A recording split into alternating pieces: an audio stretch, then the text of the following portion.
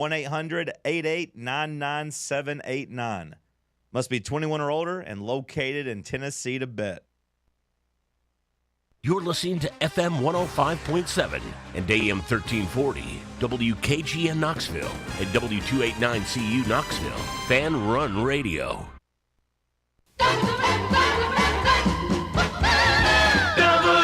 WKGN 1340, go Vols! You're tuned in to East Tennessee's premier sports radio call-in show. This is The Drive.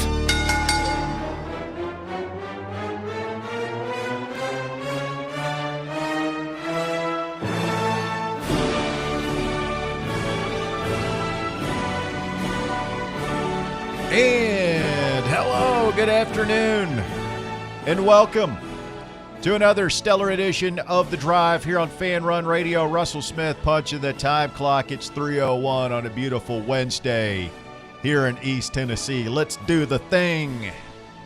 Let's kick the tires, light the fires, boys. Another 3-hour tour starts now here on Fan Run Radio. I'm Russell Smith alongside Bob Baskerville. Bear and Walker through the glass this afternoon. Unseasonably warm outside. It's a nice spring day out there today. Broke the shorts back out, boys. Yeah, I mean, All right. smoke them if you got them kind of thing, Yeah. right? I mean, Might as well. So, did I jinx the day, Bob? Is that what happened? Sure did. Might have. You You might have. tempted the wrath of the whatever.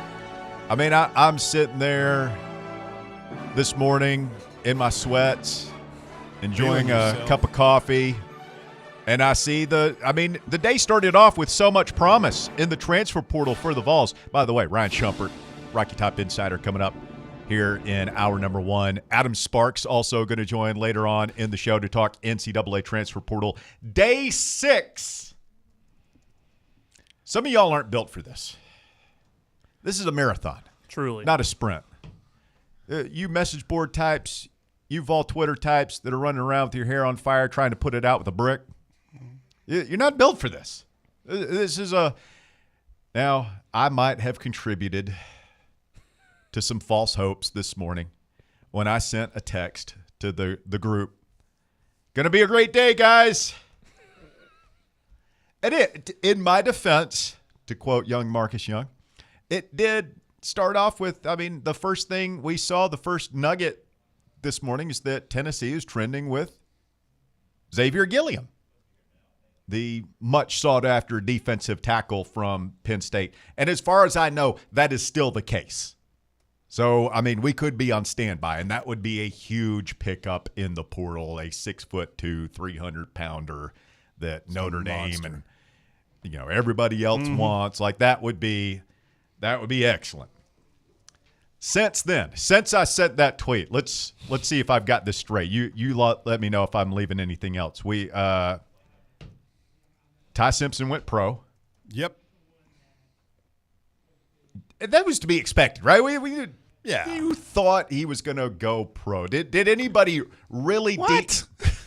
What? No, we wrapped up the show yesterday, taking Dan Orlovsky's little Dan Orlovsky, like it was clown. gospel. We were Running like, back to the end zone. man, it's looking good. It's looking the Oracle good. Dan Orlovsky says it's true. Yeah, but who was it we had on? Point blank said, he's going pro. It was this week.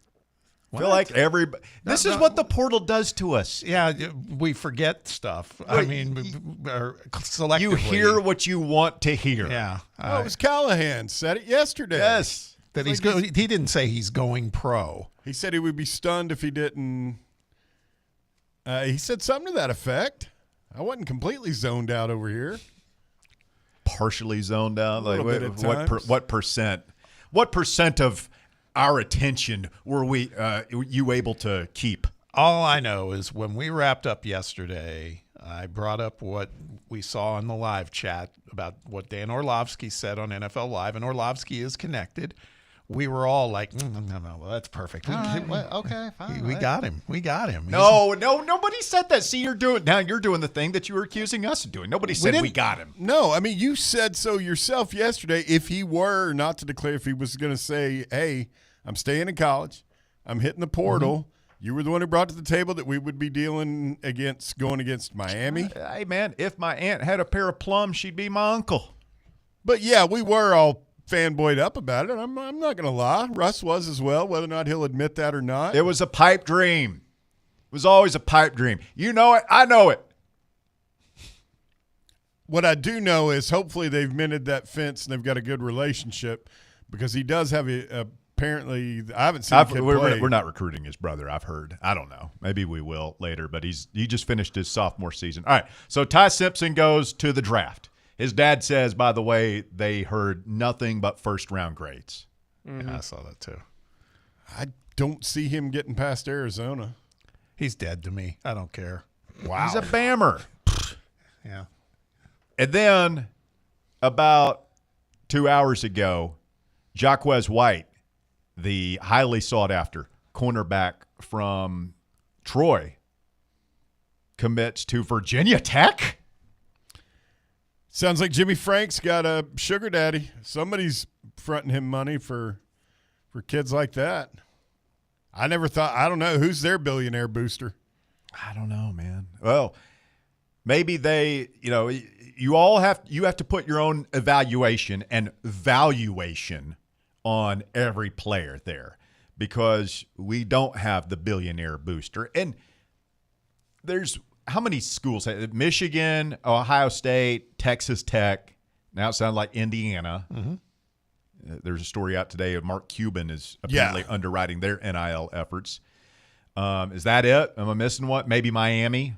Miami's Ruiz definitely guy? got one. Oregon, yeah, they have just Okay. Nike. So there's 6 schools. Maybe there's 1 or 2 more that we're missing that have, the billionaire that doesn't care. That's just like, yeah, I'll write the check every single year. Most schools don't have that. We've got billionaires. We've got, a bunch of people with a bunch of money, but we don't have anybody that's just ultra wealthy that's like, yeah, I don't care. I just want to win. I'll buy the players. Yeah, we don't have anybody that's as sick about Tennessee sports as we are. Most people don't have that. That's right? a unicorn to have a booster like Alabama that. doesn't have that. Auburn doesn't have that. Florida doesn't have that. We don't have that. I don't think Kentucky has that in basketball. I mean, they have a bunch of people that want to win, but LSU apparently does. Yeah, they have the Raising Cane's guy. I forget his name off the top of my head. That, and I mean, they've gone out of their way to show that they will find the money. well, they had, you say that, but Ross Dellinger of Yahoo Sports has acquired the actual contract offer that they put in front of the Sorsby kid and published it today, which is interesting. They were offering him 3.5. That's not even as much as Nate Ament makes. That's not as much. That's yeah, good point. that's not as much as Carson Beck is making this year, Right. at Miami. Like so I don't know. There were that, also some other red flags in there with the $3.5 million. But yeah, there's a lot going on there. But my point is that I don't know that LSU has bleep you money either. I mean, so my point in all this is with Jacquez White is maybe Virginia Tech was a little bit more desperate to make a splash than we were, and we were just like, we'll go to a certain level, but we're not going to go to that level. We've got the kid from Auburn on campus right now. There's the kid from is it Slippery Rock, who's like, I mean, it's us in Ohio State for him. For a kid from Slippery Rock? Thompson is his name. Listen, you watch the NFL and the intros, right? The player introduction. There are dudes from D2 and FCS schools all the time. Yeah, I'd agree. So, I mean, how many times have we been over this? Don't have the casual take of, well, he went to Slippery Rock. He went to Troy. That's dumb. Well, no, I'm not saying that. I'm just saying I hadn't heard the name Slippery Rock in probably 20 years. So we'll see what Tennessee does. Are we pressing the panic? Bob, you sound a little panicked. I'm not panicked. but I am. No, I'm not panicked. I'm getting disappointed? very disappointed, man. It's and tell me if you can find many people who aren't at this point. Yeah, but when you get disappointed, Bob, you get angry. Yeah, Kind of a hothead, I've noticed. can't cuss on the air. Yeah. No, you can. I mean, you're just gonna. Yeah, just have to Be here pack up and leave right afterwards. But Probably could until the transmitter gets fixed.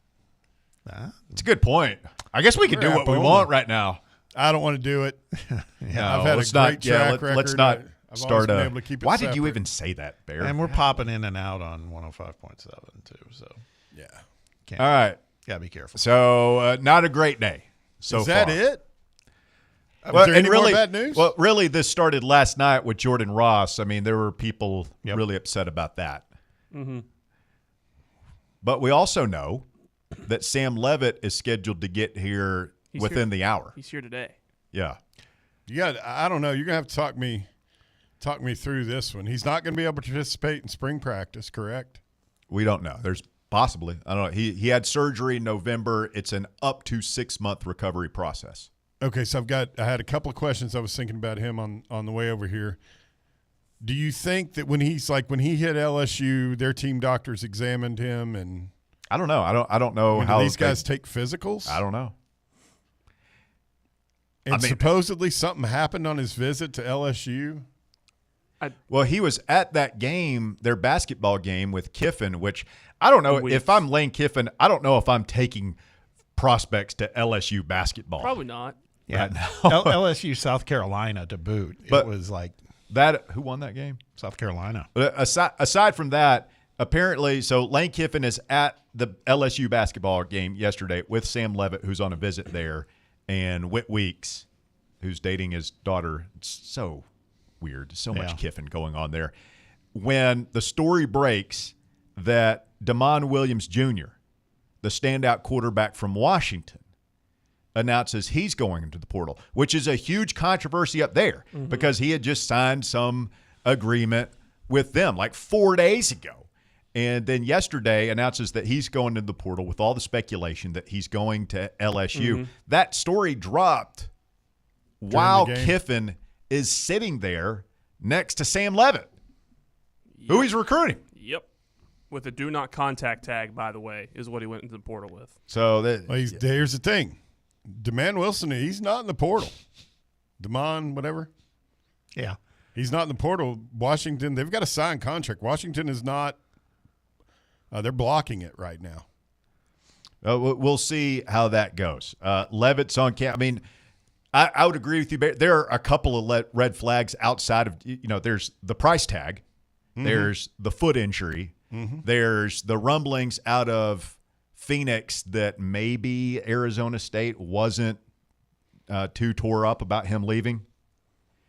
There's a couple red flags there. My question, Bob, is are we in any position to be picky right now?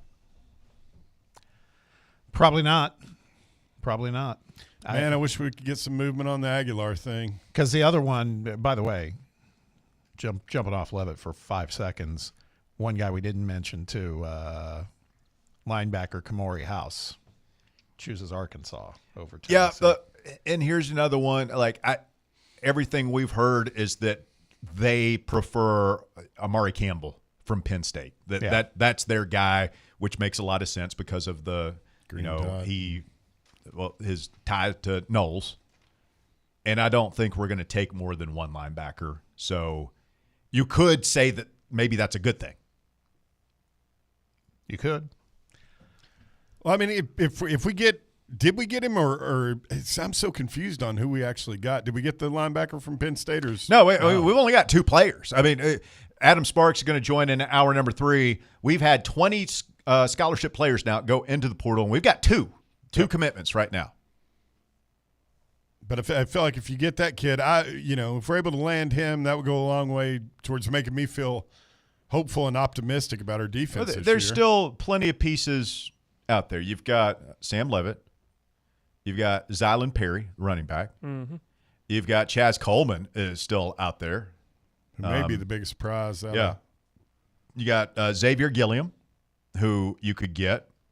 You've got Amari Campbell, You've got DeJuan Lane.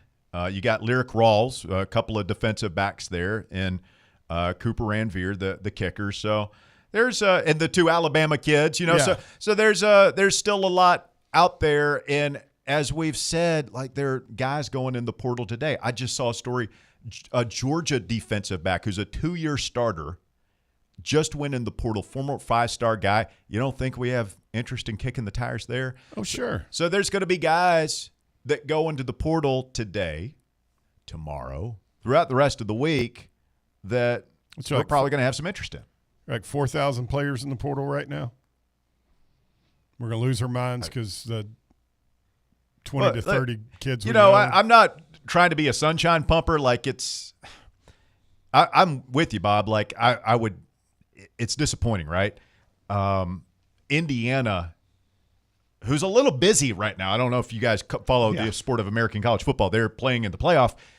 Indiana had like 13 guys, I think, on campus Saturday. The first full day, the portal being open. They had have we had 13 visitors yet in the 6 days that it's been open? I'm sure we've had like 5 a day for the past 3 days. I don't know if it's that many, Walker. Like, we've had. The point is, I don't know that we're being aggressive enough, and I think that's a fair criticism. But I also think that there is plenty of time to get plenty of players to fill our needs. So I know this is not great sports radio host etiquette, I guess, but you're supposed to have a hard take here. But I'm kind of riding the fence on this one. I see both sides, and I'm not going to get too tore up one way or the other before I know the results. It's like trying to pick what our record is going to be next year. Well, we don't know who the players are going to be. So how can you do that? I guess we'll have a better idea here in about 9 days when the portal closes.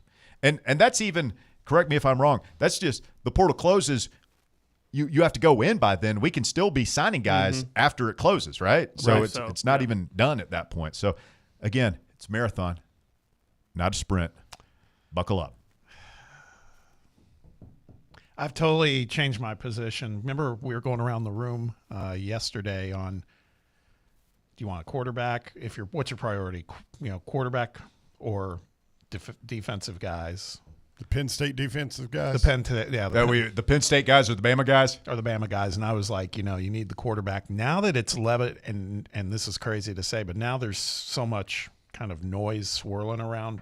Why is now he coming to see us? I think I'm back to go get Chaz Coleman, spend what you got to spend.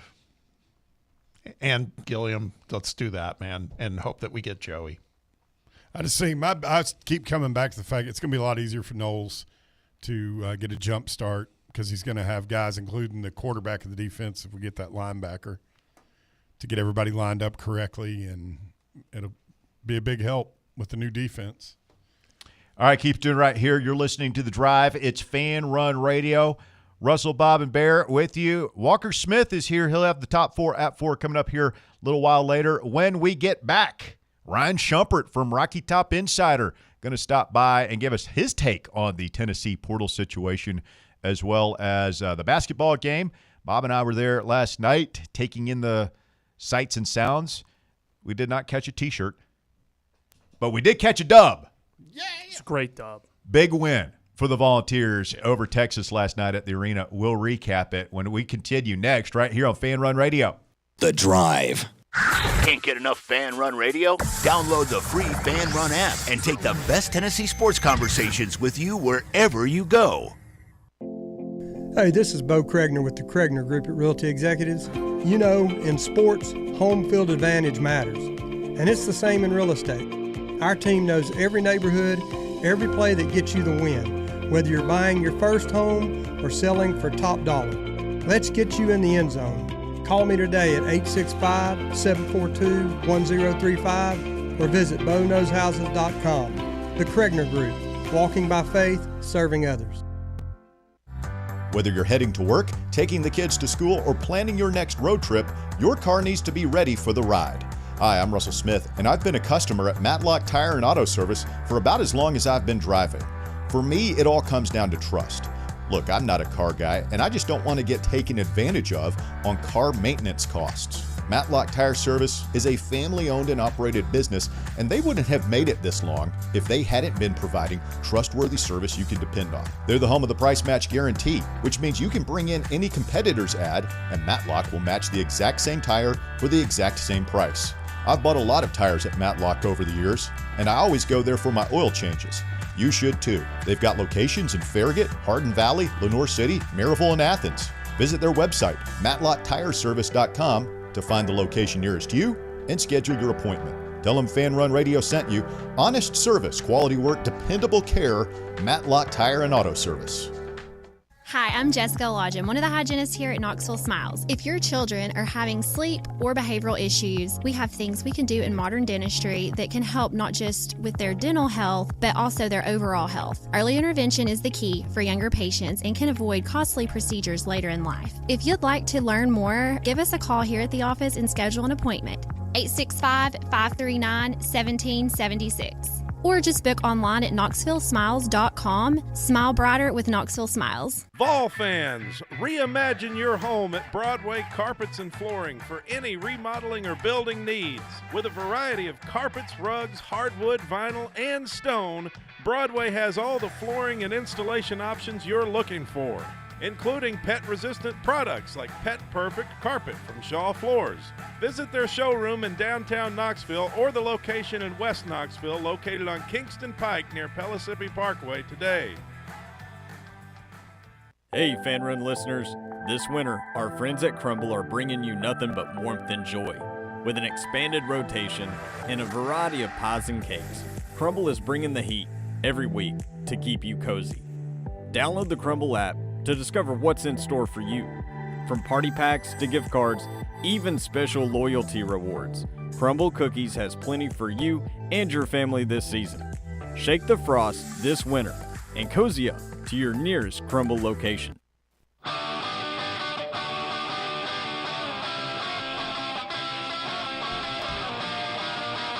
All right, back here on the Drive, Fan Run Radio. Ryan Shumpert, Rocky Top Insider on the line. Good afternoon, Ryan. How are you, sir?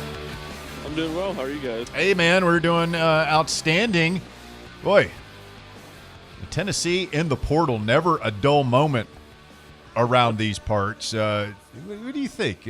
Your boy Baskerville over here, I mean, he says he's not panicking, but I see his eye twitching a little bit. He's clawing at the table right now. Irritable. 20 players out, only 2 players in. Are Heupel and the guys messing this up? To be clear, I'm pissed, Ryan. That's not panicking. It's a fine line. Yeah, at least you're admitting that now, Bob. But as you were, I'm sorry. Yeah, I mean it hasn't been super positive. I don't think there's any doubt about that. Good. The 20 players out. Look. Yeah. 2 of them really bother me. Ricky Gibson and Jordan Ross are 2 guys that I would, for Tennessee would really like to have back. Mm-hmm. But and look, there's obviously an element with all this. We'll see where the chips fall when we're talking in a week. I think we'll have a lot better idea of how poorly or maybe they stabilize things. And it's like, all right, this didn't go quite as bad as it looked like. So it's hard to say for sure when it's not a finished product. But I do think a lot of negatives right now when it comes to Tennessee striking out on portal targets, and really it doesn't feel like, I guess outside of the Xavier Gillum kid at Penn State, it doesn't, and the running back, I guess, too, at Louisiana, it doesn't feel like there's a ton of super, super positive momentum on some of their other targets either. There we go. That's my kindred spirit there. I'm with you, Ryan. I'm with you. That's good. My question to you is, we were talking about this, obviously the Levitt coming to campus visit and all the things swirling around that. I want to get your take. For some reason, I don't know if I feel great about it, which sounds weird. I think there's part of me that says we should probably try to take a swing and get him, but how did all of a sudden we end up like here? How did we end up here? Yeah. I don't know. I mean, I know you don't have the answer to that, but how are you feeling about this? Are you like, man, this is a great opportunity, or man, this is a little odd? Yeah, I lean more on the odd, but like in the standpoint now, if you had told me a week ago, is it worth paying what Sam Levitt wants? I would say no, and I would say if I was Tennessee, you should try to coax a quarterback from a smaller school in the portal and someone you don't have to pay a ton and spend a ton of money on defense and try to get it done that way. But when Tennessee's striking out on so many guys defensively at this point, it seems unlikely that Tennessee is going to end up with a good defensive roster, just from where things stand now. And because of all that makes me think you have the bones of a good offensive roster, maybe not a great one, but a good offensive roster. Go out and get the guy you think has the highest ceiling and try to outscore people next year and try to win games that way. That's kind of where I'm at on it. A lot of the stuff Sam Levitt I don't really like. His last year at Arizona State was a mess. His portal recruitment has been a mess. It is a lot of drama that I don't necessarily like, but I don't think Tennessee, beggars can't be choosers, and it kind of feels like that's where Tennessee's at right now, both at quarterback and the portal as a whole. And it seems like the most clear path to me right now, the most clear path for Tennessee to be competitive next year and not have a bad season is to try to be elite on offense and outscore people. It feels like they're closer to that than being good on offense, pretty good on defense, and winning a lot of games that way. Or Joey could get an extra year and you can blow all your money on defense. Yeah, but Which is the that's funniest what I'm saying thing. at this point. You've all these defensive guys that, not all of them, but a lot of these defensive guys that are worth the crap have already made their decision, and you haven't blown your money on them. So as this goes on and you wait for Joey to make it, or I guess the courts to make a decision on Joey in that whole situation, more and more guys are going to be unavailable. In the past, just spending a lot of money on defense and putting together a good defensive roster gets harder and harder. Ryan Shumpert, RockyTopInsider.com, our guest here this afternoon. Ryan, switching gears, basketball at the arena last night, a much-needed win for Rick Barnes and the boys. And now you have an opportunity. I was telling Bob after the game, what an opportunity for this team to go and kind of flip the script here. We were just saying coming into conference play, oh, man, those first three games are so hard. You got to win at least one of them. Now you got an opportunity to win two and put a major quality win together on the road at Florida. Your thoughts on the current state of Tennessee basketball? Yeah, I think the big thing for me with Tennessee in January is you got to take care of business at home. You just can't lose a game at home, and then I think you got to try to get one on the road. If you get one on the road, it's not like you're going to be atop the conference, but I think you set yourself up in a pretty good spot to get on a run in February and into March, and then to be a top 4 seed in the conference and probably a top 4 seed in the NCAA tournament too. So a big opportunity at Florida. I guess that Alabama and Georgia are the other two road games later this month. So to me, it feels like they need to get one of those. Florida, maybe I'm just scarred from last year and how poorly things went for Tennessee and Gainesville, but I do think that's going to be a tough game to win. I think Florida is certainly a lot better than their unranked ranking in the AP poll is. I think this is still a top 15 team that has really just lost about every close game they've played in this season, and is still good. Not nearly as good as they were last year. I don't think their guard play is very good, but a really good front court, and certainly a game that in a lot of ways feels like it's going to start when the shot goes up. Entering conference play, these two teams were the best rebounding teams in the country, Florida number 1, Tennessee number 2. So that's a huge aspect of this. It feels like a lunch pail game, a bring your own guts game, as Dabo Swinney like to say, and toughness is certainly going to be at a premium, and the ability to make those little plays, those scrappy plays, those tough plays that Rick Barnes has talked about in a lot of their losses that they haven't been capable of making, but haven't been making. They're certainly going to have to make those plays if they're going to win Saturday in Gainesville. Before we get to last night's game with our guys, just staying on the Florida tip for a second, we were saying last night while we were watching the Tennessee game that Florida taking care of Georgia was probably good in a couple of ways, right? I mean, Florida, we did not want to go to Gainesville with Florida being 0-2 in conference play. I think that's one factor. And then also, I think what we saw last night, you and I on our podcast and other stuff, we've talked about Georgia, and I was starting to believe a little, and I still think Georgia's a pretty good team, but I feel like we saw a little bit settle out last night in that game, and I'm wondering if we might see something like that tonight. Is Alabama playing in Nashville? In Nashville, yeah. So tonight's going to be an interesting one too if we widen the lens. Yeah, it will be. I'll be very curious. I mean, you don't see this much from a coach, but he kind of said the quiet part out loud yesterday in his press conference. He said, Vanderbilt really hasn't played anybody that's that elite. He goes, they've been really good. The metrics say they're really good, but Alabama's been in a lot more of these big time games than the Commodores have. So I'll be very curious to see, from both sides, but certainly Vanderbilt how they look, and then.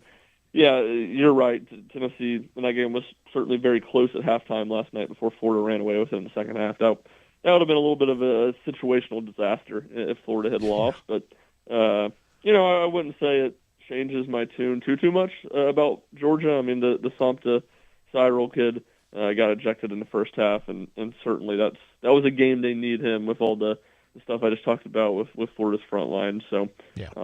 Will be interesting to see, but definitely a bit of a get-right second half for the Gators last night.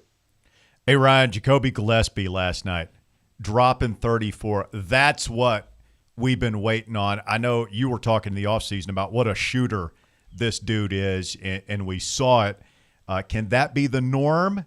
Was that just Texas not very good? Can he take that kind of show on the road? Your thoughts? Yeah, I would say somewhere in the middle. I don't think you're going to see him drop 30 every night, but look, now Tennessee's played 8 games against power, 5 opponents, 6 out of conference, and 2 in SEC play. He shot the ball extremely well against Rutgers and extremely well last night. I think those other 6 games he shot like 28% from three-point range. So, naturally, I think you just want a little bit more consistency from him. If he's a guy that can go out, which I think he is, a guy that can go out and hit 2 or 3 triples every night, then he's a guy I think can pretty routinely score in the 20s in SEC play, and Tennessee needs that from him. Look, this roster, the way it was built, you knew Jacoby Gillespie and Nate Ament were going to have to do a lot of scoring. Nate Ament is not really holding up his end of the bargain right now. That puts more and more pressure on Gillespie, but I think he is playing well. I do think, even though he's been a little more inconsistent than I think Tennessee or anyone would like, he looks like a guy that's taken a step from what he was last year at Maryland, which was a third-team All-Big Ten point guard. So he's been good. I was impressed with his ability to get to the basket last night, and some of that Texas is not a very good rim defense team, but they had nobody that could stay in front of them.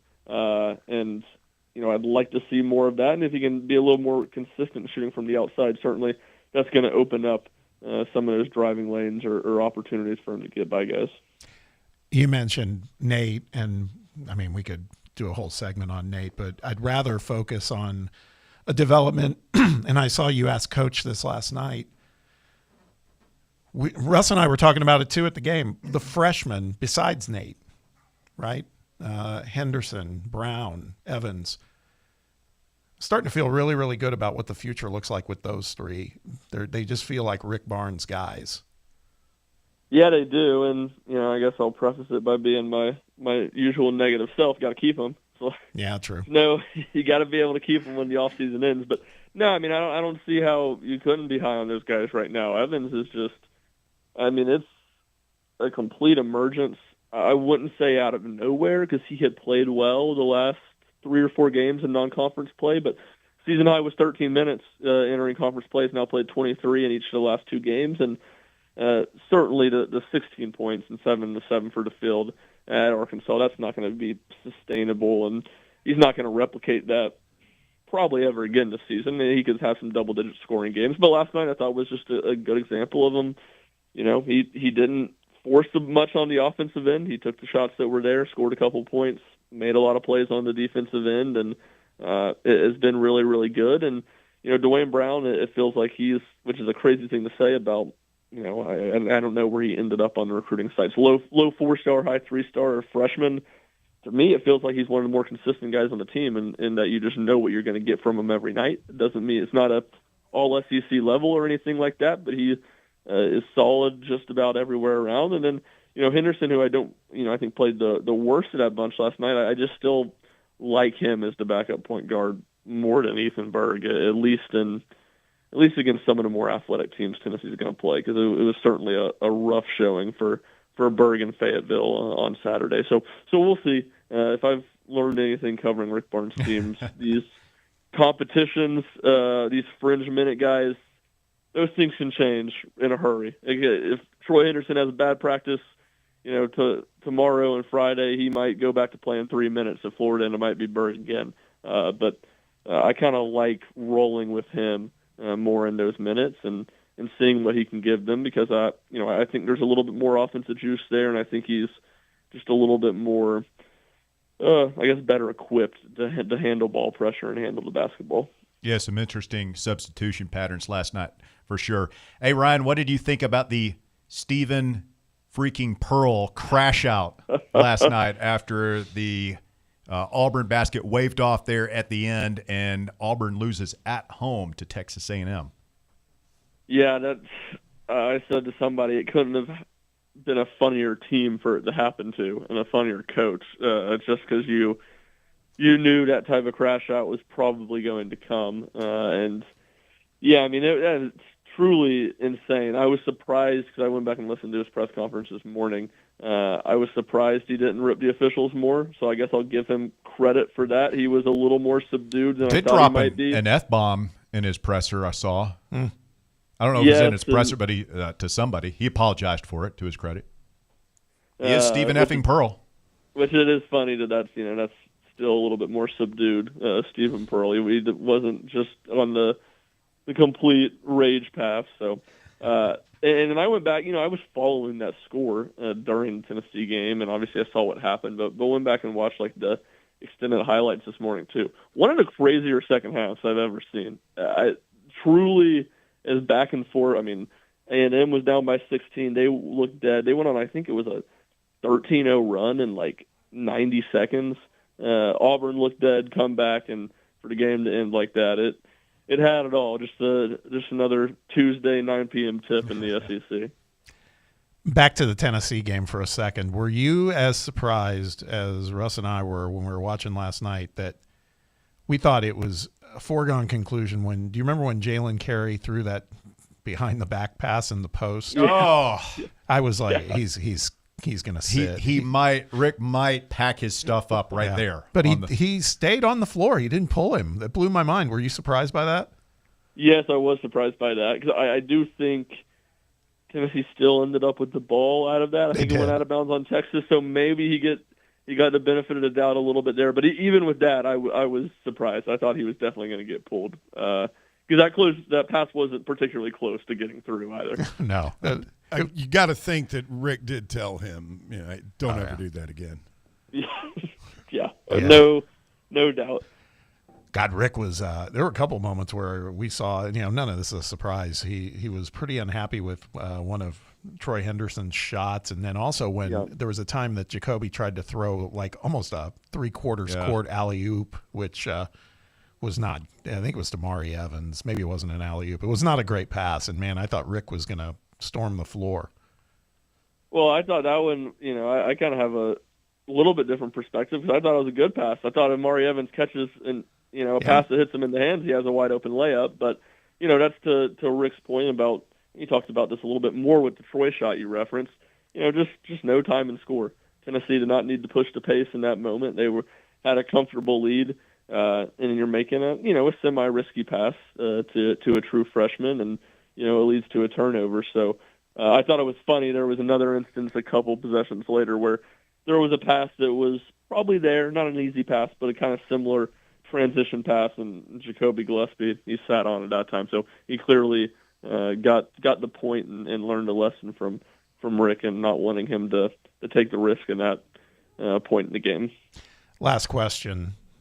Ethan Berg, are we seeing the sun setting on the Ethan Berg experience? I mean, I know Rick says he's got a chance to earn it back, but didn't see the floor last night. That was not encouraging. And he didn't have a good game against Arkansas, of course. So, I mean, I understand all of that. Rick had to go a different way with Troy and others. But I don't know. Berg's been so frustrating at times. I just wonder if we're just going to see this is going to be more the norm now.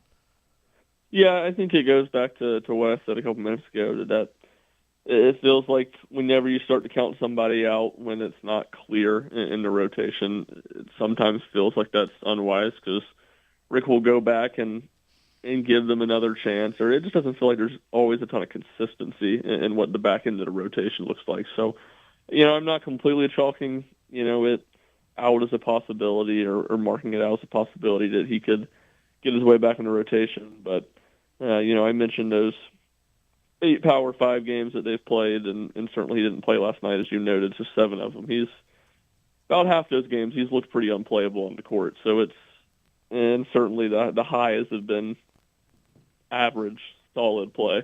So it certainly, it doesn't feel like things are clicking particularly well for him right now. And I won't completely rule it out that he gets his way back in the rotation, but certainly I don't see some sort of massive 10 minutes a game role coming for him in SEC play.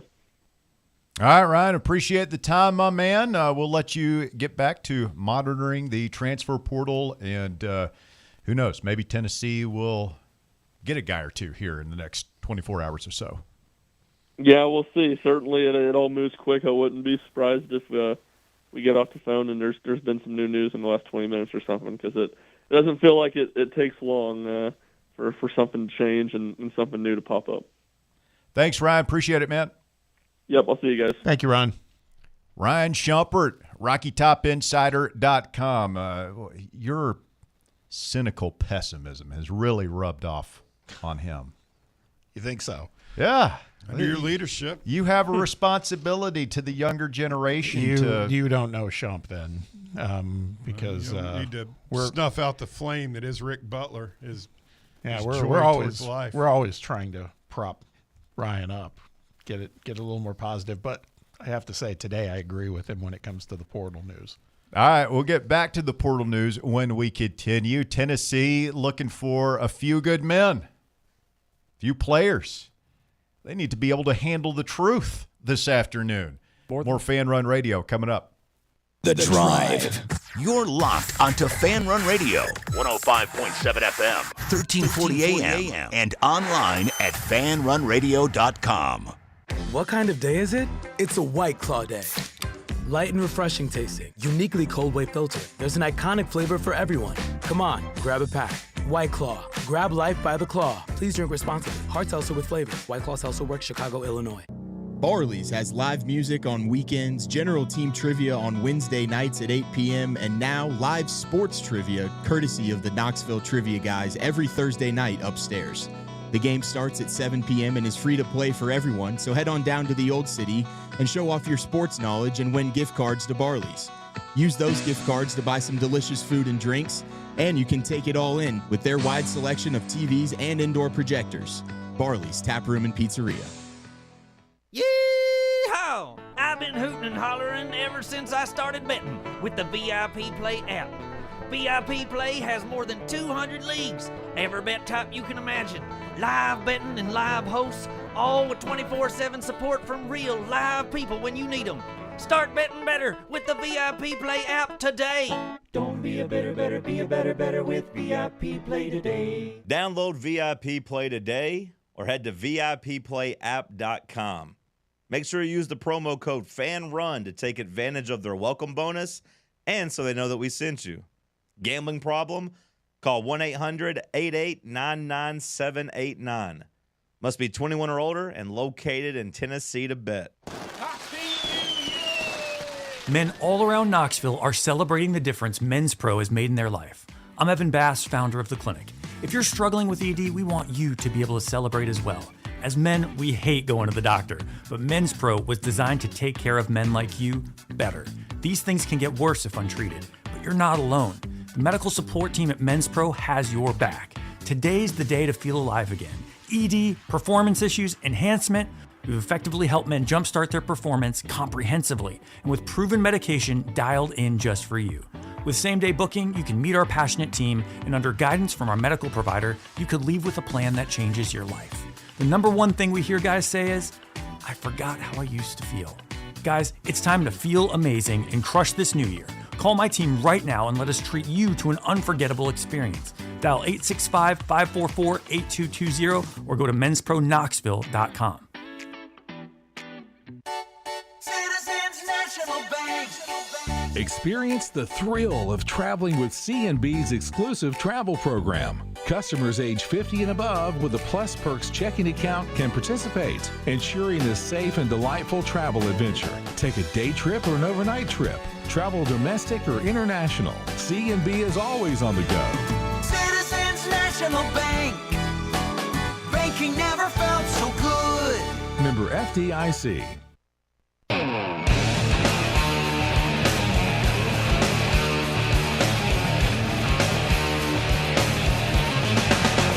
Back here on The Drive, Fan Run Radio, 105.7 FM here in Knoxville, streaming live at fanrunradio.com and your free Fan Run app. Also on YouTube this afternoon, the Fan Run TV channel. The Drive, been doing it every afternoon since 2010 from 3 until 6 p.m. Thanks for being along for the ride. Don't forget, if you miss anything, you can go back and check out our podcast. It's presented by Broadway Carpets. Check them out online, BroadwayCarpets.com, or you could go one of their 2 locations downtown on Broadway or in West Knoxville, Kingston Pike near Pellissippi. You know, Bob, I was just talking during the break. If we keep the 3 if Nate Ament goes pro and we keep the other 3 freshmen we just take, and we'll add Masamba in there too, and you keep everybody else, and that includes Estrella and Carey. We'll see what happens with Berg. You've got 9 guys that are slated to be back next year that are just really good, in my opinion, core Rick Barnes type basketball players that are going to be either in year 2 or year 3 of this system. I really dig that. I want to get back to that. I feel like that's probably even more than Ament struggles and all this stuff. It's just so new. It's jarring this year, and it just feels like such a transition. And if we can get back to a program, so many teams don't have programs anymore. They're just teams. They're just pickup squads from year to year. Right. If we can get back to that, and you'll have 3 scholarships to play with if you want to add a guy in the portal or 2. Find a guy that's, Connector or Lanier, maybe. I don't want to just completely write this year off because I still think we can do something, make some noise if we get a couple of things clicking here, but still excited about the future. I agree. What a fine Dwayne Brown is. Oh, yeah. It's just a freshman to be able to be that size and move like that and soft hands. He's so huge in person. Like, he's bigger in person than he looks on TV. Well, he's got the widest wingspan too of anybody on that team. He's Even got Felix. I mean, biggest shoulders. It seems like Akpara and Carey to kind of. Yeah. I also wonder what Carey looks like next year after a full year with Garrett Maidenwald. Trim up a little bit. An NFL football player, probably. How tall is he? 6'7". They say 6'8". I think he's more 6'7". I've got an 11-year-old Walker. I do. You do. Yeah. Let's go to the phones, and DR Vol is next. DR, you're on the drive. It's Fan Run Radio. What's going on, guys? So the guy mentioned Stephen Pearl last night. Have y'all watched that replay? I've watched it over and over again. I don't know what my take is on it. I don't know if he got it off or not. Oh, it's a great point. Like I don't think it is definitive because the one still shot. There's a still shot of it where you've got the TV screen says 0.2 seconds. The shot clock says 0 and the light is red. And then the overhead center hung scoreboard says 0.1. So you've got 0.2, 0.1, and 0 all in the same grainy picture of him where you think it's touching his hand, but you can't really be sure. Well, 0, I mean, it's a goal that's what official. Yeah, that's what they saw and wiped it off. So do you think they made the right call then? I do. Ball's still in his hand. Here's the thing. It looked like. Probably. But what's the phrase you always hear in those things? Indisputable evidence. I don't know that it was indisputable. The call on the floor was it was a good shot. I don't know that it was completely indisputable that you have to overturn it. Well, that's kind of what I'm getting to because of the original call made. I'm shocked they overturned it. I mean, I'm glad that I'm with Bear. I'm glad they made that call because I don't like Stephen F. and Pearl. But, man, I'd be pissed. There were some great tweets about it. I'll show it to y'all. I'm going to see y'all at Smoky Mountain Brewery next Tuesday. Hey. I can't say the tweet on. I'm looking forward to it, man. Of course, I am a little nervous with my bank account. Last time y'all had a remote, I spent $60 in beer at the Casual Pint. And Smoky Mountain Brewery does have the greatest beer ever made in Cherokee Red Ale, so I'm a little worried about it. We'll keep it cold for you. Well, start off by taking some responsibility, buddy. When Bear tells you what? to take responsibility, DR, you know this is rock bottom. Yeah, what do you think I'm going to do, discharge a firearm? That's not relevant, not really that funny. Well, see, I You're am deflecting. Gonna be You're trying to bring up my my shortcomings to deflect away from the fact that you didn't take responsibility, son. I'll have a driver, so it'll There be you good. Bear won't appreciate this, or Rush, you will, but you remember in Spaceballs where he says comb the desert? Yeah, use the Afro That's pick. us in the transfer portal. Yeah, he says we haven't found you know what. I feel like that's us in the transfer portal right now. Oh, man. Well, you keep looking. Well, and according to Austin Price, we're going cheap. And I'm sure the money we waste on Legend Bay, that could have went towards somebody. Oh, man. Like, we just Did we and spend I don't up even all our blame that portal on us. money? Did we spend up all our portal money on Legend Bay? Probably. I don't even blame that on us, is the thing. But I do want to have somebody to be angry at. Blame it on So Legend Bay. frustrating. Yeah, we could.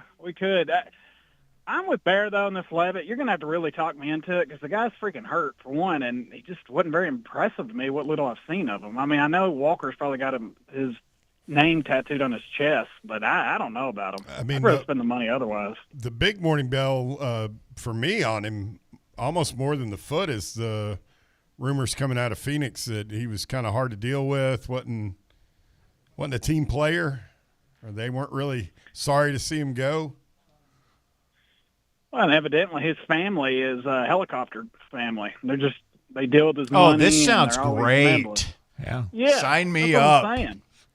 I mean, we haven't Yeah, had a throw good it- helicopter dad over there in what, 8 months since Big Nick left? That's true. It does make me miss Mama Boo, though. Oh, man. By the way, anybody hearing anything about Boo? I just saw a message board rumor that I'm trying to confirm and haven't been able to. Do you want me to throw out the just school that he's Yeah. linked with? Yeah, let's hear it.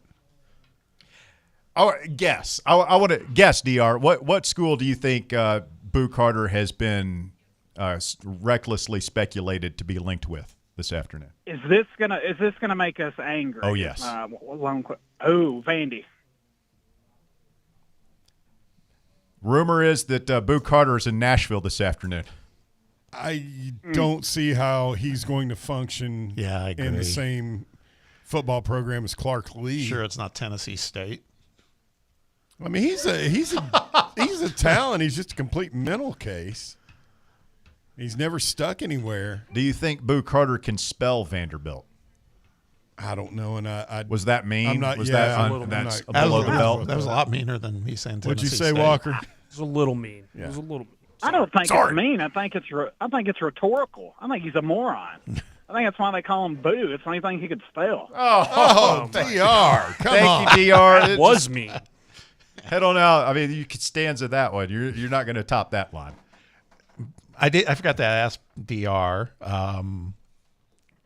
I sent you guys that video of the Auburn announcers from last night. Did you watch that? I hadn't had a chance yet. I mean, I kind of feel for them because that would be where it could happen to anyone. But I mean, they were over the moon. They thought that game was over, and they stuck with it for about 3 minutes. They had a full-on on-court celebration. Yeah. Players for minutes after that. And it doesn't get any easier for SFP. It's not easy for anybody. I was looking at they flashed up like our next 5 games on the TV last night. Yeah. It's just absolutely. I don't think there's going to be an easy part of the schedule. Probably not. Auburn's next few games are Arkansas, at Missouri, then they play South Carolina, so it does stabilize. It's not nearly as bad as our next 5. You heard DR allude to our live broadcast next week at Smoky Mountain Brewery. We will be there on Tuesday from 1 till 6 p.m. William in the Playbook will be leading into us. The drive from 3 to 6. Tennessee taking on Texas A&M at the arena at 7 p.m. that night. So come on out and pregame with us at Smoky Mountain Brewery in Turkey Creek. They're right next to Calhoun's. You heard DR say the Cherokee Ale. I'm a big Mountain Light guy myself. They've got a bunch of different delicious craft beers brewed right there on site, and great TV setup to watch ball, delicious pizza, burgers, wings, all that good stuff. Charcuterie board. We didn't get one last time. Are we getting one this time? I wasn't there last time. Oh, that's right. Walker had a thing. Yeah, we're getting a charcuterie board, and we may get the beer cheese nachos as well. Ooh. Well, that sounds awesome. With the brisket chili. Breaking out the big guns. See, absolutely ridiculous. We'll get silly. We got that home game that night. I might have to bag it and just stay at SMB. Sell those bad boys, man. Or give them away.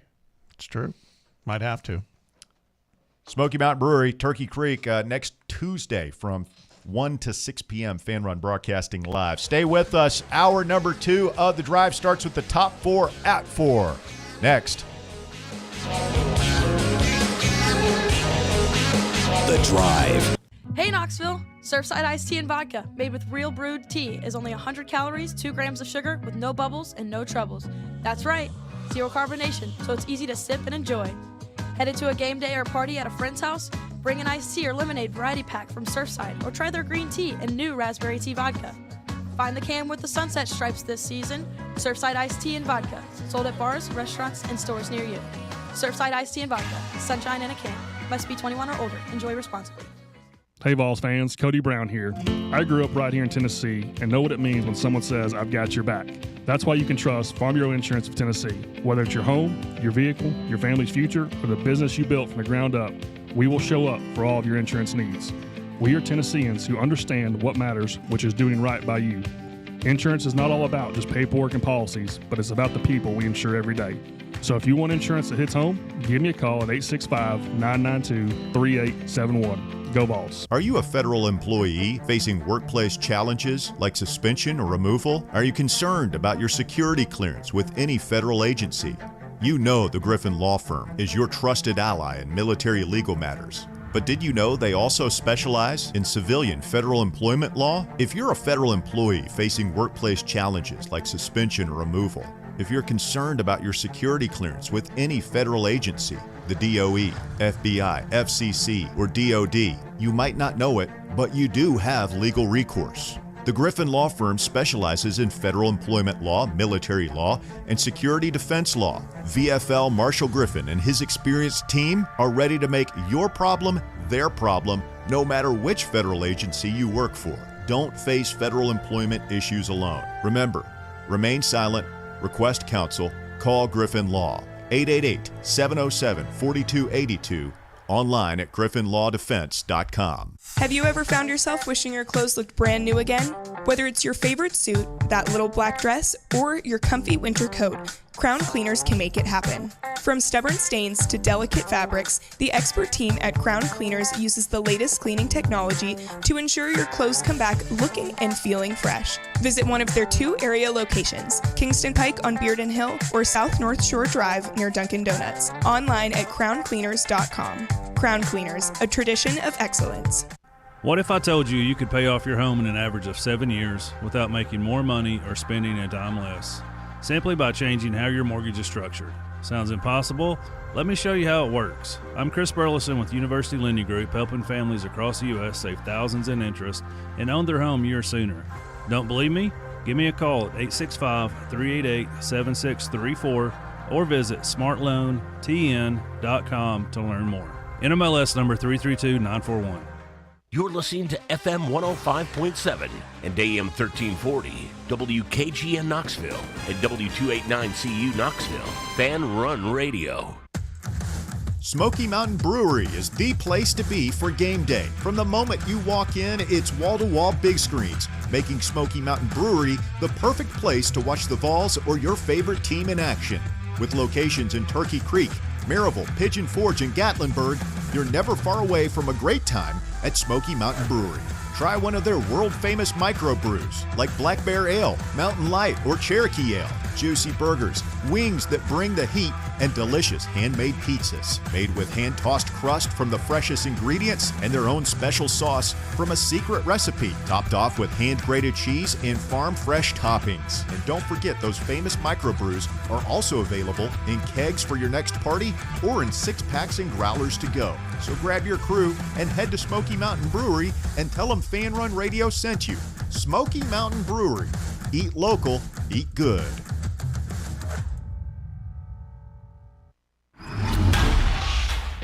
It's time for the Drive's Top 4 at 4.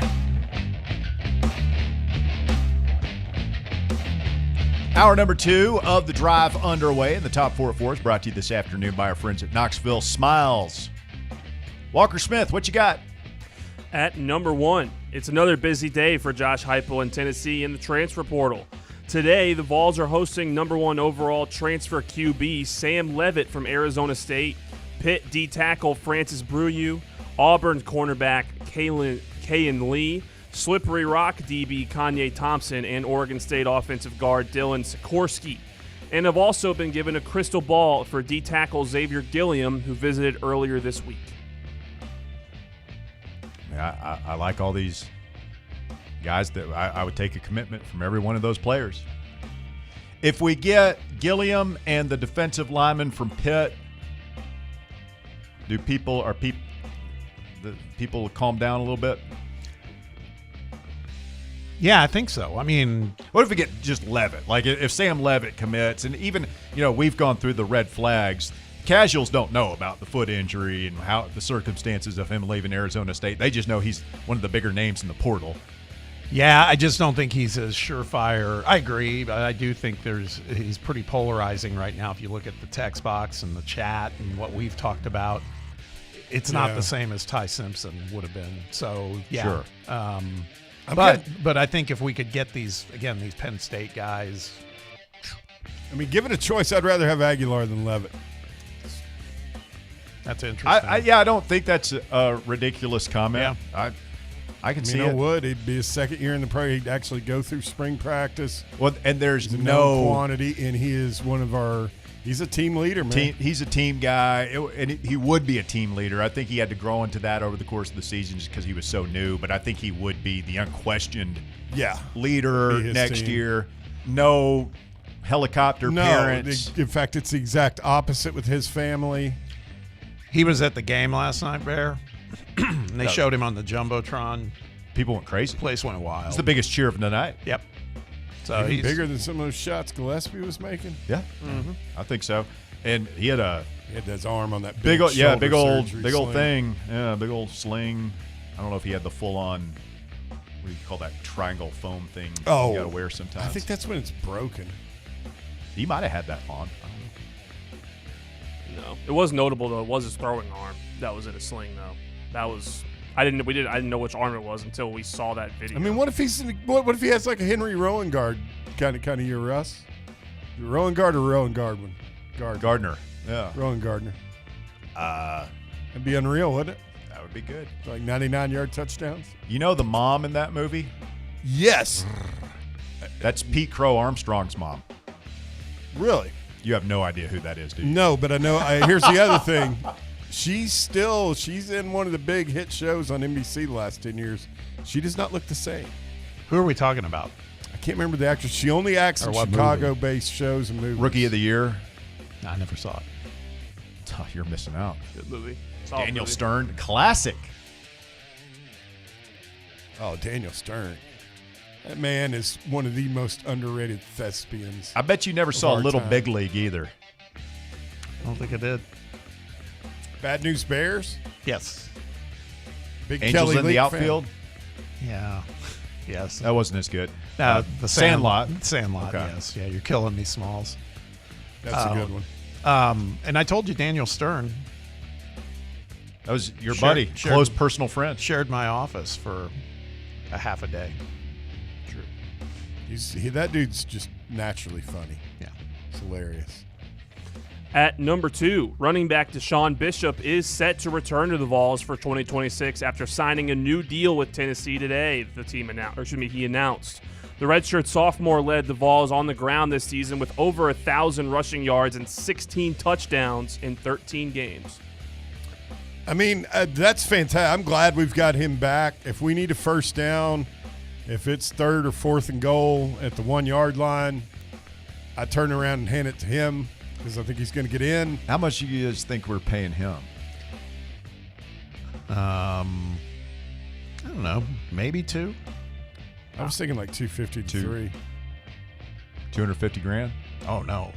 You say $2 million? Yeah. You think we're paying Deshaun Bishop $2 million? I bet we're somewhere between 1 and 2. I don't know. What? Look at our backfield right now. I still think we need to bring in a lightning component, even though he's small as in stature for a between the tackles running back. Yeah, he's a between the tackles guy. He's definitely making more than 200. I heard that Star Thomas was getting 400 grand last year, so he's definitely making more than that. 2's heavy, but I'd say 7 figures could happen. Just given the need. 7 figures seems pretty steep for a running back to me, but he is a returner, all-conference guy. Yeah, and we just don't know what the going rate for. We know some of these quarterback numbers, but the other numbers are a little bit more nebulous and difficult to find. Mm-hmm. At number 3, Alabama's Ty Simpson, who is projected to be among the first quarterbacks selected in this year's NFL draft, is passing up his senior year of college football and turning pro. Simpson's father, UT Martin head coach Jason Simpson, said his son received first-round grades from every NFL manager they contacted. Didn't want you anyhow, Ty. Didn't want him. Gumper. Levitt's better. You got a losing record against Tennessee. Pass me some of that copium. Pass that copium pipe over here. I need a hit. That's good, man. What else you got, Walker? I mean, if you look at the top of the draft order, I've seen a couple of mocks that have Arizona taking him. That would be a good spot, man. Not a huge spotlight out there. Like better than playing for the Jets or the Browns. Yeah, no one wants to go there. You got great young wide receivers. I think that's probably what you're hoping for. Yeah, Cardinals, good situation.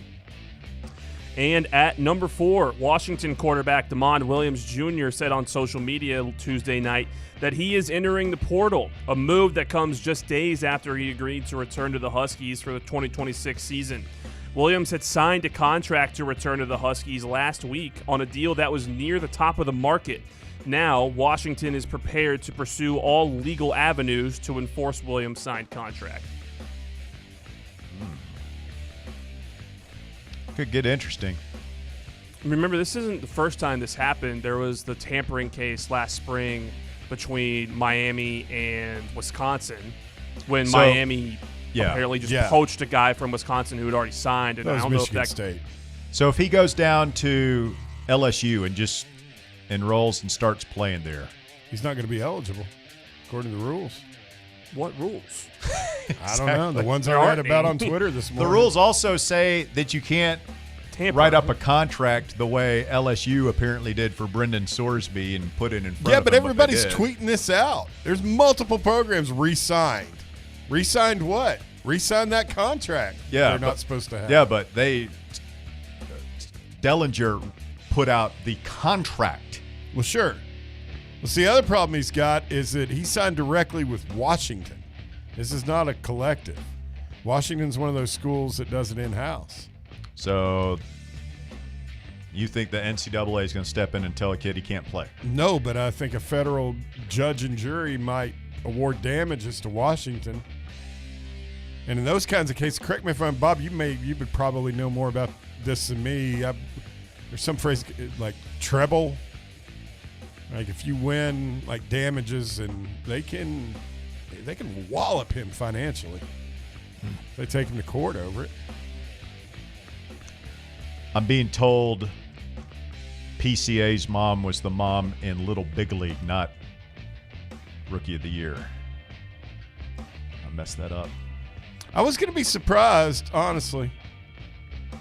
Little Billy Haywood's all grown up. That kid's my age. How about that? That's pretty crazy. You ever seen that movie, Bear? Little Big League, where the kid. I'm sure I have. It's the kid that's the Twins one. He owns the Twins. Yes. He inherits the Twins, and he names himself manager. Oh, yeah. Yeah, I remember And they that. start winning. It's like a 10-year-old that's managing the Minnesota Twins. I did have one of my little when they were little, and I would hang out and stay with them. One of my little nephews got into the Air Bud movies. I've seen those. Never saw that one. Be thankful. All right, thank you, Walker. That is the top 4 at 4. It's brought to you by Knoxville Smiles. It's where I go to the dentist, and they take great care of me and my teeth every time I go to Knoxville Smiles. Offering everything from routine dental cleanings to whitening. You can have your wisdom teeth taken out there. You know, back in the day, like when I had my wisdom teeth taken out, I had to go to like all the way across town to another place. They do everything right there. They can even do implant surgery and stuff like that. Everything at their state-of-the-art West Knoxville facility on South Peters Road. Check them out online at knoxvillesmiles.com. You can book your appointment there, or you can just call them up the old-fashioned way at 865-539-1776. Now open until 7 p.m. on Tuesdays and Thursdays. I say now like that's a new thing. They've been doing that for about a year. But it's pretty cool for those of you that work in the morning, can't get off lunch or something. You can go after work and get your dental visit taken care of at Knoxville Smiles, knoxvillesmiles.com. Had a listener pose the question on the live chat, have we heard anything about interviews for the strength coach? No. I haven't either, yeah. Have we? That's flown under the radar this week. Has. Feels like something we would normally get kind of anxious about. I mean, the portal has just sucked all the life out of the room. Yeah. Hope we make the right hire in the strength and conditioning guy. And it's wild, too, how we talked about this yesterday. You go and do something. For those of us that follow this on a minute-to-minute basis, you have a meeting or you go see a movie, go out to dinner with the wife or whatever, and you're gone for 2 hours. Mm-hmm. It's like you got to start over. You've missed 3 or 4 developments. Oh, sure. I felt this at the basketball game last night. Is like I'm checking my phone, like, what? Jordan Ross is going out? Sam Levitt's visiting? What the hell's going up there in Washington and LSU? And by the time I got home, it's like, oh, I got to catch up. I got to scroll back to like 7 o'clock and then go from there and see all the things that I missed so I can process all this. How was the game? Other than the game, I know you got Riverside all right? It was good, yeah. It was good. I'm sure it was great. I mean, the wine was supposed to be served slightly chilled. It was more room temperature, but, you know. Were you up in the cheap seats last night? I was with the common folk. I was lower bowl, but I wasn't Riverside. That's not the common folk. Lower bowl. I was in the concourse. It was good. How about Bobby Mays sitting in the primo? We got to come up with a name for those 4 seats right next to Rick Barnes and the bench. Yeah. The Gold Club. Is that what it's called? No. Oh. Maybe platinum. Yeah. They, sitting next to T. Higgins. Yes. T. Higgins was in the house. Yep. Huh? Yeah. I didn't see him. Dang. Bobby and T right next to Larry Pratt. Yeah. Was there last night, and Oak some Ridge other legend, guy. T. Higgins. That makes sense. He was. I think T was a. If I'm not mistaken, he was on the B Mays Elite AAU squad. He's a heck of a basketball player. I'll tell you what, we left. No Matthew McConaughey sightings, by the way. Yeah. The Minister of Culture was not in attendance. Sadly not. Bear, I have to. I said it to Russ watching the game last night. I was like, I have to acquiesce. Yeah, that Texas team's not very good. Yeah, so that's. They're just. It feels like they went. The strange looking at not making fun of him. Is it Chandel Weaver? Kendall. It's spelled like you said it, but it's Kendall. Kendall. Yeah. He's got a lot going on, doesn't he? Yes, he does. He looked like he might have been at Chernobyl. But I don't want to make fun of the kid. How so? Dude, oh, you don't want to make fun of the kid. No, you're just going to say he looks like he was dude, at Chernobyl. He's like Here he we looks go. like he's walked through the Nevada testing grounds. He doesn't have a whole lot of hair. He like way back there in the back. Just go ahead and shave that stuff, buddy. We talked about him yesterday with the Thomas Jones. If he was like 6'5", 6'6", he would be a monster because he can jump like nobody else. You see, he was completely out of control on that bogus flagrant one on us. Yeah, that was a bad call. There was a lot of bad calls, man. Jimmy Ravitch was just, this is the exact right call on TV.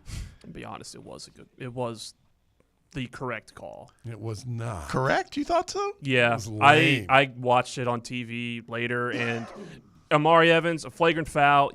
It's not just if you commit a violent act. If you go into a guy's leg when they're in the air. The guy was completely out of control. His legs hit Amari. It doesn't matter. If a guy is in the air and you hit their legs, they're going to call it every time. Candy bar generation. It's something They're they've soft cracked down. as hell, It's something Bob. they've cracked down on the past couple of years. They'll call it every time. I mean, that just that had the potential. It didn't work out this way, but that had the potential to be a 7-point play. Yeah.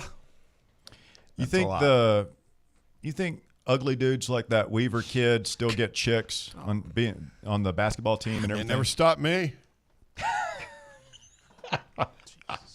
Wow. Oh man. Well, I mean, if you were still pulling it, looking like you do, I mean, that kid's on the basketball team. He's probably. Whoa, easy there, Hoss. I will say this: we left Fat, the game, skinny guy sitting over there. because the game was not in doubt at this point. We left with about 3 minutes to go, and it was like, let's get a head start, get out of there. That worked. It did not work at all. We were fortunate we weren't parked that high, but Russ asked the question. Maybe Danny was playing a terribly cruel joke on the fans last night because we sat in our car in G10 and did not move for I think about at least 12 minutes. Did not move. Really? It was like 15 or 20, man. It wasn't even that big of a crowd. Awful. No, I know. That's Just what I'm sit saying. there. Yeah, I mean, it's nothing. Yeah. 20 minutes after the game, I was sound asleep. Well, Danny, get your egress situation straightened out, buddy. What are we doing over there? Like that was ingress and egress. That's never been a problem. Nope. Yeah, when it's packed, it might have taken a while, but it was not packed last night. It said the crowd was sparse and y'all had trouble. Yeah. Yeah. Because back when I used to go to them, the only time it really got kind of bogged down was down there at the end of the lake where you're trying to turn left out onto Cumberland to get on the interstate. Yeah, those were tough. Oh, I had to wee so bad. Why didn't you go before you left the arena? Because I thought we were going to be able to zip out of there and I'd be home in 15 or 20 minutes. And You instead, left early, Bob? That's what I just said that. Yeah, we were up. Well, it's just registering. Yeah, you. Well, we were up 17 at that point. I mean, I can't imagine. You stay to the bitter end, Russ? Bob gets crotchety about certain things. Like he was really mad about the wait, and then there was a group of people, like 2 rows down from us. Yeah. And they got there late. There's like 6 of them. They're young adults, and they kept like getting up and leaving and coming back to get beers, and then they like stand up and take selfies and everything. And Bob's like, if these people don't sit down. I wasn't like that, but I was definitely put off by it during the game. By the way, it's not like timeouts or anything else. The game is in action. It was pretty obnoxious. Yeah, it's like I said to Russ, They're taking I go, selfies while the game's in down action? in front. Yeah, I said to Russ, Sit I go, down, Junior. These are the folks. These are the folks that Danny District. That's the target audience right there. Yeah, idiocracy. But Bob was about to give him the tap. Nah, I wouldn't do that. Hey. But I did. I'm okay if I let a little. What are we doing here? Things slip out. I'm okay with that. He was perturbed. Yeah, you got to be ready for what if they're a little bit crazy. We live in a society. Go full Frank Costanza. Guys, I have a confession to make. Yeah, we're honest on this show. Me and my brother left at halftime. Wow. Get a little nappy in. Is that why you want to make sure you School got night for Walker? You left at half. Why even go? It was a great first half. We closed it on a really good run. Yeah, it looked great on my couch. It was a 1-point game with about 15 minutes to go, 37-36. You just don't care. We were up double digits at half. My older brother looked at me. He had a big meeting this morning. He's like, hey, Big meeting. Are you good to bail? And I'm like, yeah, let's go. I was getting tired. We headed out at halftime. This guy's not willing to do what it takes to win. He's a casual. Hey, I'm just being honest. That is an honest Wednesday. Did you have any shot at getting a T-shirt?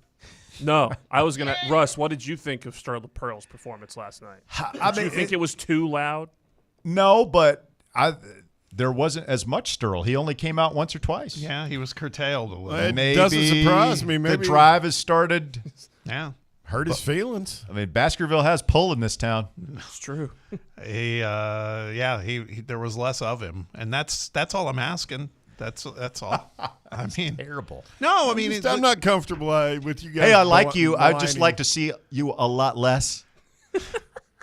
I like you. I just don't want to hear from you. I really like you. It's just the sound of your voice makes me angry. Yeah. The other thing I would say too is I noticed this on the jumbotrons and stuff. The dance team at halftime. Yeah. It's a what would you call it?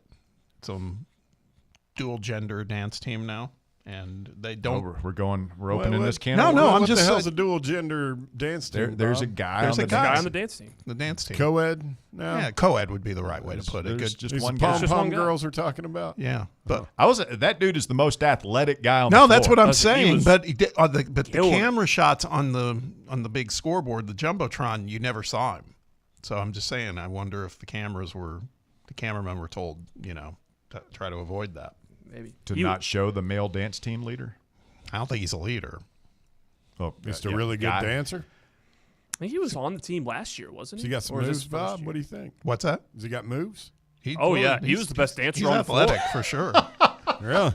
He was the best dancer on the floor. Yeah. Okay. Can we take a quick time out here? We're a little overdue, boys. Oh, Sure. wow, we are. We might as well. We'll go open lines this hour. If you want to jump in, now's a great time to take a shot. 865-966-3435. When you're starting to break down the gender makeup of the dance team on your sports radio. It's not the gender makeup. It's more of the decisions being made by the in-house entertainment folks was my point. Okay. That's all. You got a lot of issues with the production over there. That's what I do, man. That's my life. That's what I did for so long. He's an entertainment guy. Mm-hmm. Sees it. Stay with us. More Fan Run Radio coming up. The Drive. For the fans, by the fans. This is Fan Run Radio, Knoxville. North Knox Siding and Windows is a complete exterior home improvement company that can help you with all your home exterior needs. If your home needs new siding, windows, doors, gutters, handrails, a deck, or a new roof, then give my friends at North Knox Siding and Windows a call at 865-689-0505. You can also visit their showroom at 5618 North Broadway. Locally owned and operated and proudly serving all of Knoxville and the surrounding areas, North Knox Siding and Windows. Online at northknoxsidingandwindows.com. We really need to get some branded stuff. Shirts, hats, promo items, something professional. I mean, we could just find a website and order a bunch of it ourselves. You could, but you're taking a big risk. You don't know the quality, the fit, the timeline. It's a roll of the dice. Yeah, I guess, but isn't that how everyone does it now? Not the ones who actually care about how their brand looks. Look, if we're putting our name on it, it needs to be done right. We need SM Athletics. SM Athletics? Yeah, they specialize in working with businesses like ours. Apparel, hats, promo gear, but real, customized stuff. They actually care if it turns out right. Probably a lot better than getting stuck with 100 t-shirts with crooked logos. Exactly. Plus, they'll walk you through everything. Sizing, colors, material, so it matches the image we're trying to build. Makes sense. What's the name again? SM Athletics. Trust me, if you want to look like a real company, not a flea market stand, this is the move. If you're serious about your brand, work with people who are serious about getting it right. SM Athletics. Bankruptcy, divorce, personal injury. These are just some of the curveballs life can throw at you. Fortunately, East Tennessee has someone to help you work through these problems and recover. The law offices of Jerry R. Givens. If you're in need of legal advice, call today to set up a free, no-obligation consultation. 865-801-9250. As always, the phone call is free, the advice is free, so what do you have to lose? Call 865-801-9250 or go online to jrglawtn.com. That's jrglawtn.com. The law offices of Jerry R. Givens. Legal expertise you can rely on. Blackford Veterinary Surgery Referral specializes in surgeries not regularly performed by your pet's general veterinarian. They're currently accepting referrals from vets all across the country. With their newly renovated state-of-the-art surgery center and highly trained staff, clients can rely on professional and thorough care. If your vet says that your pet needs surgery or rehab, ask for a referral to Blackford Vet and let them get your best friend back on its feet. Located conveniently in West Knoxville. For more information, visit blackfordvetsurgery.com. Matlock Tire Service and Auto Repair wants to make sure your vehicle is as ready as you are. The last thing you want to do is spend your time on the side of the road waiting on a tow truck. No. Schedule an appointment at Matlock Tire to have your vehicle checked out before you go. Tires and batteries, belts and hoses, fluids and filters, even the AC. Visit Matlock Tire Service and Auto Repair in Lenoir City, Athens, Maryville, and Kingston Pike in West Knoxville. Schedule your appointment online at MatlockTireService.com. Matlock Tire, keeping you on the road since 1953.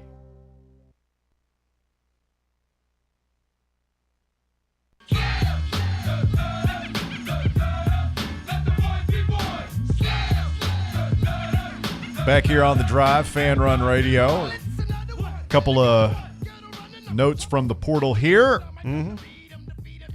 Bo Pribula on a visit to Washington. Huskies didn't waste any time trying to find. I think that has to be exclusive from them trying to make DeMond's life as miserable as possible. Should we do that? Like, is this going to happen more and more? If somebody signed a contract like that and you've got a signature, yeah, you have to. I mean, it's a business. Didn't we kind of have a similar deal with Nico? I don't know because I don't know what he signed or how they do. It was a $8 million contract. I mean, that wasn't for one season. I mean, who was it? Arkansas started to with his brother. But, yeah, I think it's going to start happening. I think that hopefully will be what hastens whatever comes next. Peyton Lewis has found a new home. The former Vol running back will be playing next year for Virginia. Tony Elliott. Good school. Going to be a Cavalier. Multiple people telling me the person between Larry Pratt and T. Higgins last night was Tennessee men's golf coach Brennan Webb. Those are the good seats. I wonder what those seats go for because I was rewatching the game on TV this morning, and I saw behind Sean Miller, who was on the floor a lot, I knew one of the guys sitting in that version of those seats on the Texas side, the visitors bench side. So I want to do a little digging and find out. I mean, why don't you call your boy Barnes and see if we can get those seats? I mean, wouldn't that be cool? The drive, you, me, Bear, and Walker sitting right next to the boys on the baseline. I don't know if maybe for the Kentucky game or Alabama, something like that. I don't think we'd qualify, not because of Bear, but because of Jesus Christ. Well, you just said that. I thought you were saying I don't think I'd qualify.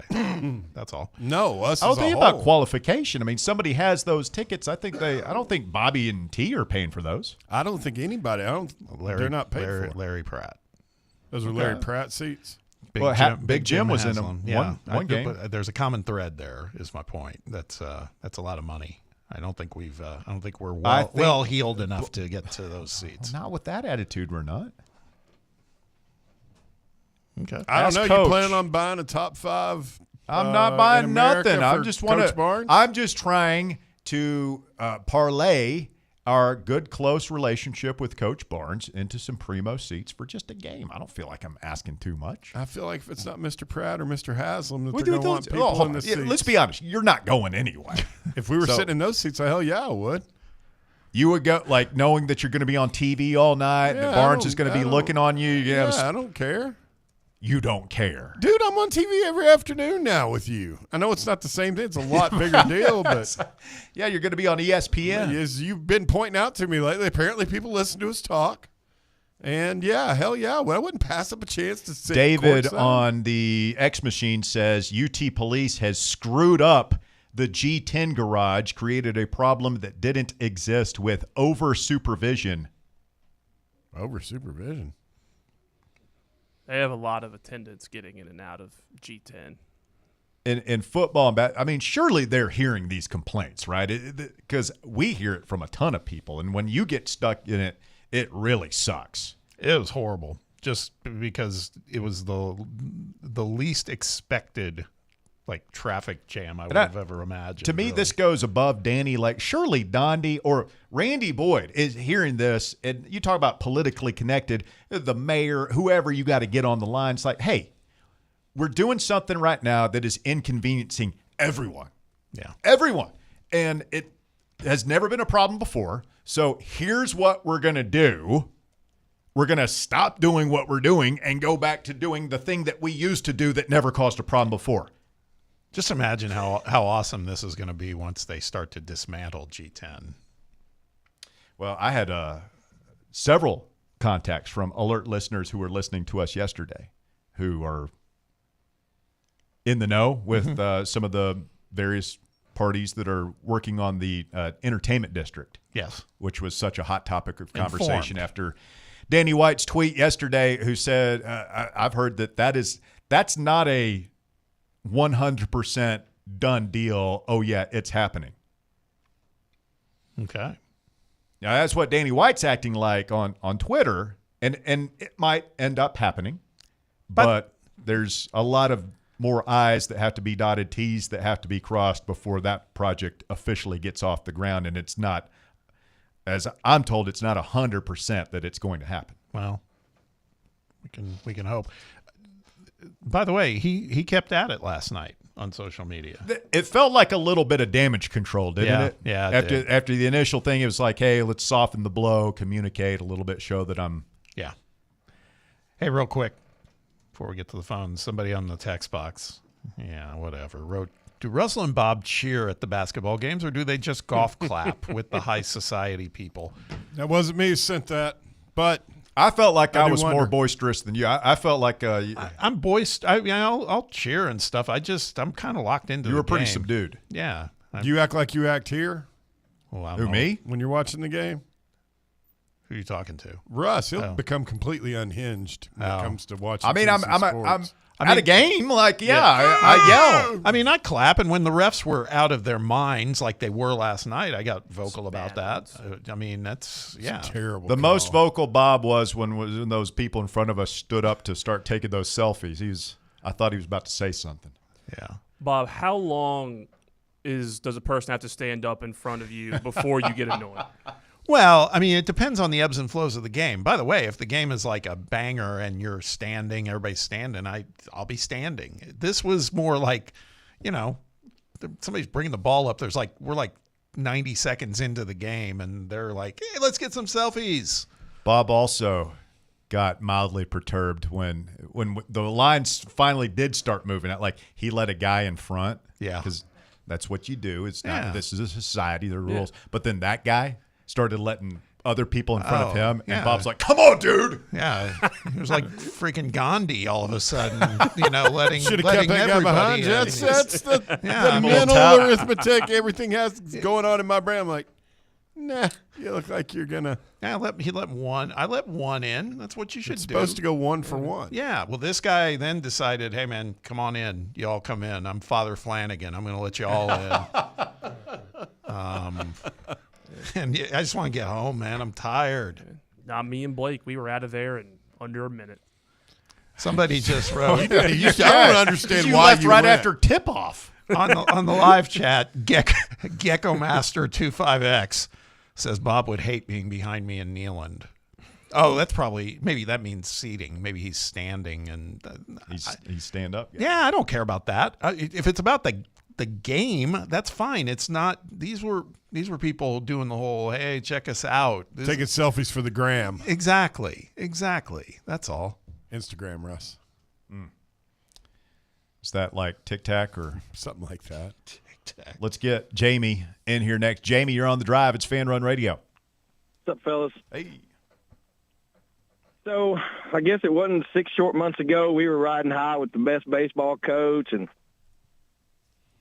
great football program and basketball program, always finishing, in the top 10 all year long. Now now where are we? And we were with the best apparel provider. Now we're we got rid of the best baseball coach. No, hold on. Come on.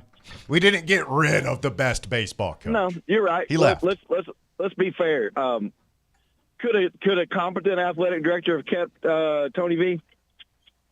I mean, we had this conversation yesterday, and I think the consensus was none of us really think so.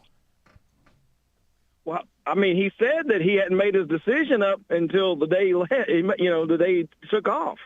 Tony says a lot of things. It's the San Francisco Giants.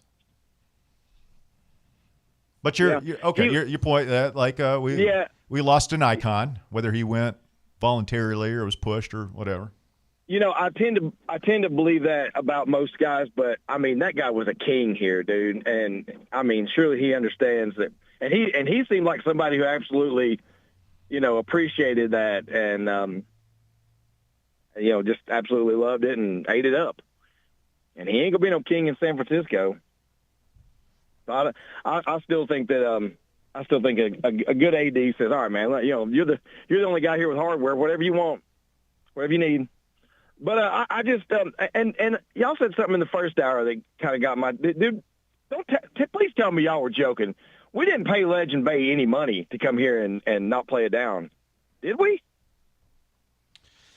I mean, much like Tony Vitello's true inner thoughts, that's a question I don't know that we ever fully know the answer to. But it has happened many times across the country, particularly in the last couple of years since this stuff started becoming more pervasive, where school pays player X, he goes to a different school, changes his mind, and you don't get the money back.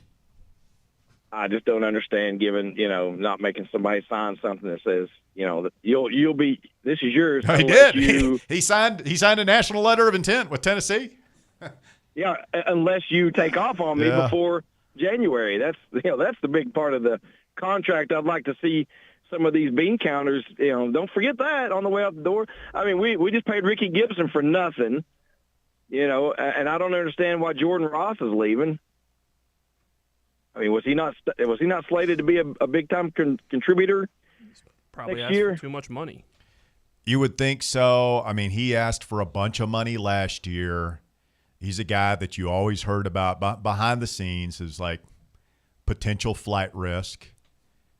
Chop Harbin was a big part of him signing here to begin with. He's gone now. So it's disappointing, but I can't say that it's particularly surprising. This is just a weird time, man. They need to get this thing reeled in.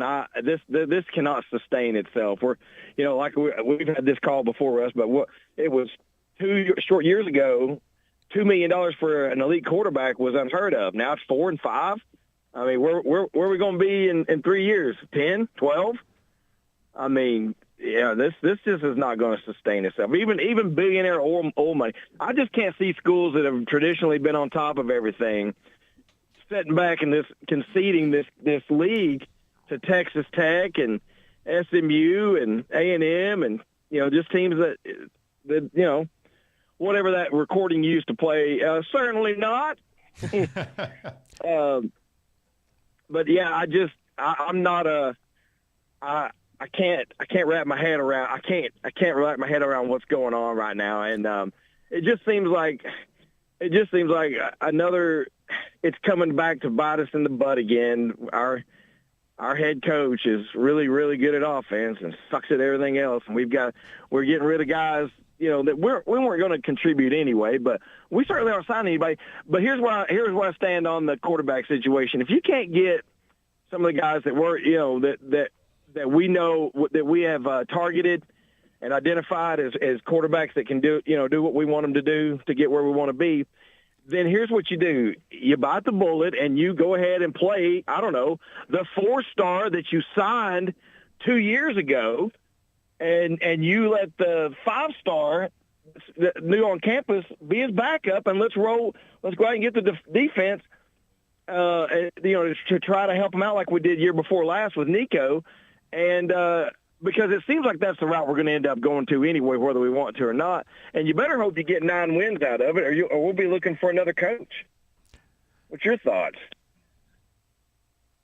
Hey, Jamie, I have a corollary to one of the things you mentioned. You were talking about the shoe deal. How are you going to feel? Because it is a possibility, I think, that the national championship game for college football will be could be two Adidas schools. Would that be the first Adidas national championship in college football since Adidas? us? Yeah. It'd have to be. It'd have to be. I don't even know who's been in the playoffs. It was Adidas schools. Washington played in the championship 2 years ago. Yep. They're in Adidas. And there haven't been many. But Indiana-Miami looks to me like very legitimately could be that final game. Bob, that game on Friday night between Oregon and Indiana, it's kind of like we always say in NFC and AFC championships. It's like, oh, the winner of this team's going to win it all, and that's the real Super Bowl. To me, that seems like that Oregon-Indiana game is your national champion. What do you think? I think, particularly the way Oregon played defense against Texas Tech last weekend, I would tend to agree. I think that, or last week, I would tend to agree with that. I have Oregon. I got Oregon winning that one, by the way. I think they could win. I do. I mean, everybody's pretty enamored with Indiana and with good reason. But, I think Oregon can win if they can. Again, if they can play D like they did last week, then I think anything's up for grabs there. Well, Bob, praise God you're in there, man. You're in my opinions kind of line up, and but you seem to get a little bit more respect than I do from time to time. I don't know about that. I dare say they don't reach behind them and hit that chrome flusher on you whenever you start saying things that aren't so popular. But I've been known to get one. I haven't had one in a while, Russ. Well, maybe you're losing your fastball. I don't know. What can you say? Yeah, can't even tee one up anymore, can I? All right, guys, I'll get out of here. Y'all hang in there. Was he asking for a flush is earned, not given? I mean, come on. What do you think this is? Charity? Yeah, I don't know. I don't know if that was like a kind of an ulterior motive ask for, It's not, can't ask for him. How that works. 865-966-3435, your phone number if you want to call or text the drive this afternoon, 966-3435. We've got Adam Sparks from the Knoxville News Sentinel set to join us in hour number 3. We'll get his thoughts on the transfer portal in Tennessee. A lot of fans out there disappointed in what Tennessee's getting done or not getting done, as the case may be thus far in the portal. When we get back with you, we've got another new name that just went in, a big name with lots of experience and a big recruiting reputation at a position of need for Tennessee. Is this somebody that Josh Heupel might kick the tires on? A new name to throw at you when we continue next right here on Fan Run Radio. The Drive. Catch up with all things Fan Run by subscribing to our podcast feed. Like, rate, and download the show from the Fan Run app or wherever you get your podcasts. Citizens National Bank. Experience the thrill of traveling with C&B's exclusive travel program. Customers age 50 and above with a Plus Perks checking account can participate, ensuring a safe and delightful travel adventure. Take a day trip or an overnight trip. Travel domestic or international. C&B is always on the go. Citizens National Bank. Banking never felt so good. Member FDIC. Where are the best ribs in the Volunteer State? Rickard Ridge. Who has the best barbecue catering packages in East Tennessee? Rickard Ridge. And where is the most beautiful setting to enjoy a meal with family and friends? Rickard Ridge. Rickard Ridge Barbecue. Just a quick ride up I-75, take exit 134, hang a right, and Rickard Ridge is on your left, just inside Cove Lake State Park. Welcome to Axle Logistics, where excellence isn't just a goal, it's an energy.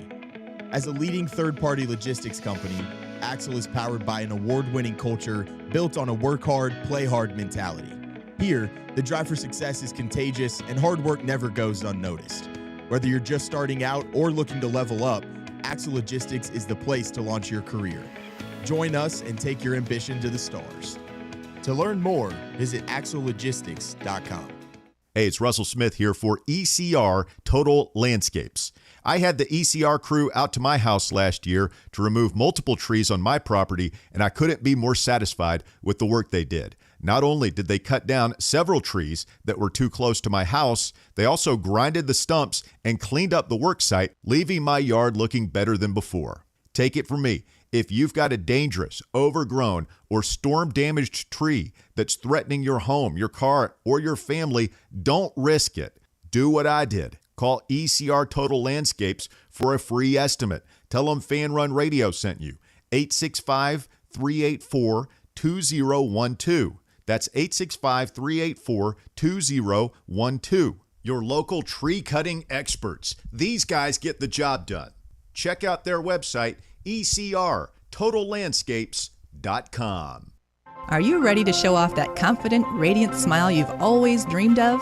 Well, here at Knoxville Smiles, we're ready to turn your dream into a reality. At Knoxville Smiles, we're more than just a dental practice. We're your partners in achieving optimum oral health. From routine cleanings and checkups to advanced cosmetics and restorative procedures, we offer a wide range of services in an environment that makes every visit a positive and comfortable experience. At Knoxville Smiles, it's about more than just treatments. We're focused on creating a welcoming environment where you feel like family. Our state-of-the-art facilities are designed with your comfort in mind, and our friendly staff is always ready to address your questions and concerns. Don't wait any longer to achieve a beautiful smile you deserve. Schedule your appointment at Knoxville Smiles today and take that first step towards a healthier, happier you. Call us at 865-539-1776 to book your appointment today, or just visit our website at knoxvillesmiles.com.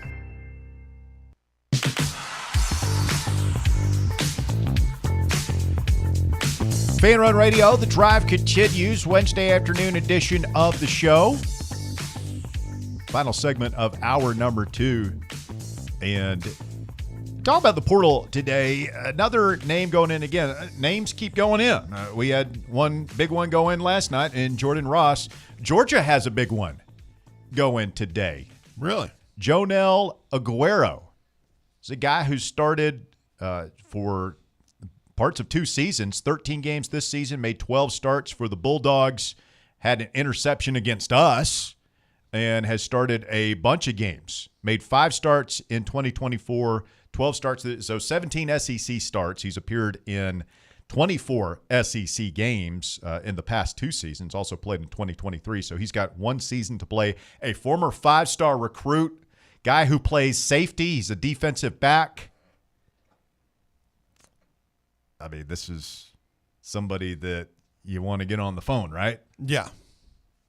I would imagine a guy with that kind of experience is going to have plenty of options as well. And this is, I mean, you're going to have to open up the checkbook at some point. We weren't willing to do it for Jaquez White. Would we be willing to do it for this guy? Would be. I mean, we haven't really talked about the Lee kid from Auburn who just wrapped up a visit here. I mean, that's another guy who's been a 2-year starter at cornerback in the SEC. I mean, this goes to the people that are kind of like Bob. They're a little antsy, not real happy right now. Do you think that maybe could Heupel be waiting to see what happens at quarterback first to see how much of his money he ends up having to spend? Like if we have to give $3.4 million to Sam Leavitt, that might take us out of the running on a couple of other guys. Maybe, but Sam Leavitt only got into play for us, presumably last night. So what would that rationale be earlier? Is the possibility of Ty Simpson? Yeah, Simpson, Sorsby, Hoover. Yeah, I don't think I don't think we just picked up the phone and called him yesterday. I think no, I know that, but I mean, ago. but the visit and everything just surfaced. Well, it was just reported. I mean, we don't know how was, but it could have. Yeah, I mean, my point is I don't know that it necessarily ties into Simpson or anything else. Could. Yeah. And then some baseball news today. How about this? Tennessee baseball with a pair of Vols on the 2026 Perfect Game preseason All-America list. Junior transfers Henry Ford and Brady Frederick, both expected to play major roles for Tennessee this season. You guys know baseball practice starts Monday? Did not. Well, we do have a piece of baseball, Tennessee baseball news coming up in top 5 at 5. We should. What's that? Well, I'm not going to ruin it. Is it the piece of news I just said like 20 Maybe. seconds ago? Wow. Oh my God. was. I was looking down at a 4-star wide receiver, top 50 player from Notre Dame just hit the portal. Scrap Anderson. We don't need a wide receiver. I know, but I thought that's who he was going to be talking about. I wanted to, surprise him with my just stop. knowing his name. Just stop. Some random guy is next. Rando, you're on the drive. It's Fan Run Radio. What's up, guys? Hey, man. Hey, so remember, just maybe 13 scant months ago where we kept talking about how we were living in the golden age. This was the golden age. Those were fun times, man. It's kind of like 80s hair metal icon Cinderella saying, you don't know what you got until it's gone. Man, it went pretty fast. Is it gone? Are the good times over? We've lost a little bit of the fastball there, Russ. Look, we didn't let Tony walk, and you can say what you want to out there in Negaval land, but like you said, Russ, it was the freaking Giants. You're not. Yeah, I'm not upset about Vitello leaving. I understand why he left. Does it suck? Sure. Do I hope Elander can keep it rolling? Yeah. Do I think he can? Yeah. Barnes' team this year it's okay. It's not what we've had. The football team, my God. I just look. I'm not going to worry about the portal that much, but I'm almost of the mindset, and I want to get your guys' input on this. You've got McIntyre, who I get it, he's not ready. And you've got Faison, who also definitely is not going to be ready. But if the ask for Levitt is $5 million, and I think you guys were just alluding to this, if the ask for Levitt is $5 million, do you spend $5 million on Levitt when you could leverage that in many more positions of need? Or do you go out and you get, look, I'm not going to say we're going to find another Aguilar, but there's plenty of dudes out there that are There's another Joey out there somewhere. There's got to be. There's another Joey. Here's the other thing. I think this is kind of what Jamie was getting at last segment is at what point do you say, you know what? We're going to spend all the money we do have on defense, and we're going to ride with McIntyre and Faison. And we're going to let those guys take their lumps like we did. Because here's the honest truth. It's like you're going to have both of those guys making 7 figures sitting on your bench this year while somebody else plays quarterback for a year. And then you go into 2027 with an unproven quarterback. Like, yeah, they'll be more experienced. They'll have been around, but they still haven't played. Is there a school of thought where you do go ahead and take your lumps with one or both of those guys this year and let Jim Knowles install his defense, which we've been told is super complicated and takes 2 years to learn anyway? And I'm not saying punt on 2026, but just go in with the understanding that we're probably not going to win 10 games and go to the college football playoff, but we are setting up for a make-or-break year in 2027. Fans don't want to hear that. I don't want to hear that. If we get into next year and we go 7-5 again, there's probably going to be people calling for Josh Heupel's head, regardless of who's the quarterback and who's the defensive coordinator and all that stuff. I get that. But, man, we got a lot of money. We're sitting here talking about how we can't afford a cornerback from Troy today. And we've got 2 quarterbacks that are making 7 figures who we're not going to use next year. Now, you tell me what's wrong with that picture. No, we got outbid for a running back who went to West Virginia. If what I heard is accurate, that they ponied up more. And, I mean, did we need him? Maybe. Would he have been great to have? Yeah. You mean Virginia we're going to get outbid right? by West Virginia. No, it was West Tech. Virginia. He's talking about Cam Cook. The running back. Yeah. Oh, yeah. I'm talking about the guy that went to West Virginia. We got outbid. Running back. Cam Cook. So, I mean, look. Here's the reality, and this is what I have to do every year as an Atlanta Falcons fan. I have to say very early in the season, are we championship material right now? No, we're not. So what can we do to get ready for next season? And look, we may have to do that, but there's going to have to be an understanding that this fan base is not going to take a faceplant in 27. I worry that Heupel will survive a face plant in 26 if we go 6-6, Russ. Yeah, I mean, that's kind of what I was just getting at. I don't know. I mean, I think that he feels that pressure. I think that's why he fired Tim Banks. And 100%. I think that he knows he can't go in without a quarterback this year. And so my guess is he's probably going to spend on somebody. If it's not Levitt, or it's going to be somebody else. So we'll see what happens. But, man, there's a little bit of pressure on this guy now for the first time since he's been here. 3 quick more things on the way out the door. 2 musical and 1 not. Basketball team feels like they've got a chance to really right the ship if they can get another win this weekend and be headed back in the right direction. That's going to be a tall task. So let's see what we can do this weekend. Second, I believe it was Van Halen who said, "Where have all the good times gone?" Mm-hmm. Hopefully we find them again. And I'm resurrecting something from last year. If we're going down in flames next year, the third down song needs to be Slayer's Rain and Blood all year next year, or the third quarter song. Just that was crank it up. Yeah, it was a good idea.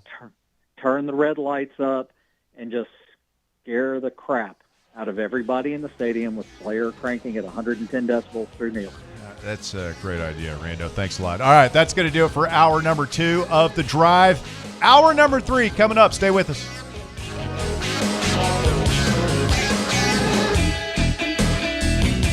The Drive. In a world filled with deadlines and screens, sometimes we forget the simple joys of life. Days filled with special moments. At Inward Half, we understand the essence of these moments. Feel the difference between our breathable fabrics and flexible apparel as you disconnect from the hustle and bustle and reconnect with what truly matters. Inward Half. Simple luxury for on and off the course. For over 3 years, Crumble Cookies has served the Knoxville area. From Clinton Highway to Parkside Drive, even our friends out in Maryville have reached you, our fans, with the best cookies in the game. This fall, Crumble is gearing up for yet another fantastic season. Whether you're tailgating or looking for a pick-me-up after getting the kids from school, Crumble has you covered. Download the Crumble app to check out this week's rewards and features. And stop on by. Tell them Fan Run sent you, but don't miss the cookies. Smoky Mountain Brewery is the place to be for game day. From the moment you walk in, it's wall-to-wall big screens, making Smoky Mountain Brewery the perfect place to watch the Vols or your favorite team in action. With locations in Turkey Creek, Maryville, Pigeon Forge, and Gatlinburg, you're never far away from a great time at Smoky Mountain Brewery. Try one of their world-famous microbrews like Black Bear Ale, Mountain Light, or Cherokee Ale. Juicy burgers, wings that bring the heat, and delicious handmade pizzas made with hand-tossed crust from the freshest ingredients and their own special sauce from a secret recipe, topped off with hand-grated cheese and farm-fresh toppings. And don't forget, those famous microbrews are also available in kegs for your next party or in 6-packs and growlers to go. So grab your crew and head to Smoky Mountain Brewery and tell them Fan Run Radio sent you. Smoky Mountain Brewery. Eat local, eat good. Dick's House of Sport at Westtown Mall is a destination devoted to sport, and it's your destination for exclusive events and experiences. Come visit a store like no other. Check out our 40-foot rock wall, golf performance center, Hit Tracks batting cage, and outdoor turf field. You can now rent our space for private events and birthday parties. Learn more about our events and exclusive product launches on Facebook and Instagram at Dick's House of Sport KNX. Dick's House of Sport, proud partner of Tennessee Athletics. At Knoxville Insurance Group, they understand the challenges many consumers face when searching for insurance coverage. That's why whether it's for you, your family, or your business, they create a coverage plan specifically for your unique needs. Knoxville Insurance Group is an independent firm, which means they aren't beholden to just one insurance company. They search multiple companies, acting as your negotiator to find you the best possible policy and price. Start a quote in minutes at KnoxvilleInsuranceGroup.com or call them today at 865-694-9788. You're listening to FM 105.7 and AM 1340, WKGN Knoxville and W289CU Knoxville. Fan Run Radio. Men all around Knoxville are celebrating the difference Men's Pro has made in their life. I'm Evan Bass, founder of The Clinic. If you're struggling with ED, we want you to be able to celebrate as well. As men, we hate going to the doctor, but Men's Pro was designed to take care of men like you better. These things can get worse if untreated, but you're not alone. The medical support team at Men's Pro has your back. Today's the day to feel alive again. ED, performance issues, enhancement. We've effectively helped men jumpstart their performance comprehensively and with proven medication dialed in just for you. With same-day booking, you can meet our passionate team, and under guidance from our medical provider, you could leave with a plan that changes your life. The number one thing we hear guys say is, I forgot how I used to feel. Guys, it's time to feel amazing and crush this new year. Call my team right now and let us treat you to an unforgettable experience. Dial 865-544-8220 or go to menspronknoxville.com. It's time for The Drive's Top 5 at 5. Quitting time on your Wednesday, 5 o'clock here on Fan Run Radio. I'm Russell Smith. Thanks for tuning in to The Drive this afternoon as we begin our third and final hour. Like always, with the Top 5 at 5, it's brought to you this afternoon by ECR Total Landscapes. Walker, hit it. At number 1, Rick Barnes and Tennessee basketball picked up their first SEC win last night on the back of point guard Jacoby Gillespie's 34-point performance, beating Texas 85-71 at home. Up next, the Vols have a big test at Florida on Saturday at noon. You called it a test. I called it an opportunity. We're going to be underdogs, right? I would think so. 3 or 4 points, maybe. Maybe 2.5, 3 points. It might be closer than that. I mean, if you look at all, like we talked about at the beginning of the week, all the metrics and everything were pretty evenly matched. It's just it's at home for Florida. So I don't know. I heard one of the right after they were talking about the upcoming game, basically saying that even though Florida, whipped Georgia handily last night, they still have major problems at guard, and they shot 24% from 3-point range again last night. They can't. They're kind of like us. It's going to come down to whose front line's better, theirs or ours. Mm-hmm. Florida at number 8 will be the best defensive team, according to KenPom, we've played since Houston. Yeah. What was Houston? They're 7 now. I don't know where they were. They were up like the top. I think they were 1 or 2 when we played them. We played better last night on D. Better free throw shooting too. Free throw shooting was great. They were like 7 for our first 8, 9 for our first 11. Kind of tailed off a little bit, but not a great percentage. I think we were still in the low 70s, but a lot better than what we've seen. At number 2, a couple more Vols from 2025 have entered the transfer portal. Sophomore edge Jordan Ross, a former 5-star prospect, announced he will enter the portal last night alongside D lineman Josh Shell. Yeah, Shell was one of the bigger whiffs we've had from the portal. I mean, when we signed him out, was it Grand Valley State? I think. I don't remember. We signed him, or Eastern Michigan or something, somewhere from up there, maybe Central Michigan. The story was like Rodney Garner wanted this guy. Like he brought, like this was Garner brought him in, and he's going to make an immediate impact and all that stuff. And I don't even know if he played. I'm sure he did and mop up, but I mean, had not a single significant snap. No, all season long. Just a complete non-factor. So. Yeah, so they can't all be Chris Brazel's, Jermod McCoy's, huh? Mm-hmm. At number 3, Tennessee baseball has a couple of preseason All-Americans heading into the 2026 season. First baseman Henry Ford was named to the first team, and right-handed pitcher Brady Frederick was named to the third team. Yeah, I'm interested to see how this. I did not know he was that highly thought of. I mean, I know he was good for ETSU, and I haven't seen him pitch yet, but I've heard he's side armor, so it gives us maybe a little bit side armor, little something different. Yeah, helped lead ETSU to SoCon regular season and tournament championship. He's a Bearden kid, and 8 wins, 4 saves, 2.67 ERA, 0.89 WHIP last night. Stepping up a little bit. SoCon to SEC is a big jump. Hope he plays well. And the other thing, I was looking at the whole perfect game All-American team here. They've got Henry Ford playing first base. Which I don't think that's where he's going to play for us. It'd be outfield, right field? Well, the talk during fall ball was that they were playing him at third. Oh. So, I didn't hear that. Wow. And first and in the outfield. So, I mean, he's going to play somewhere, obviously. He might be our best hitter this year. Mm-hmm. But I'm pretty sure Levi Clark was kind of penciled in at first base towards the end of fall ball. That was my understanding, too, was Clark at first. No, it'll be really interesting to see, especially the pitchers.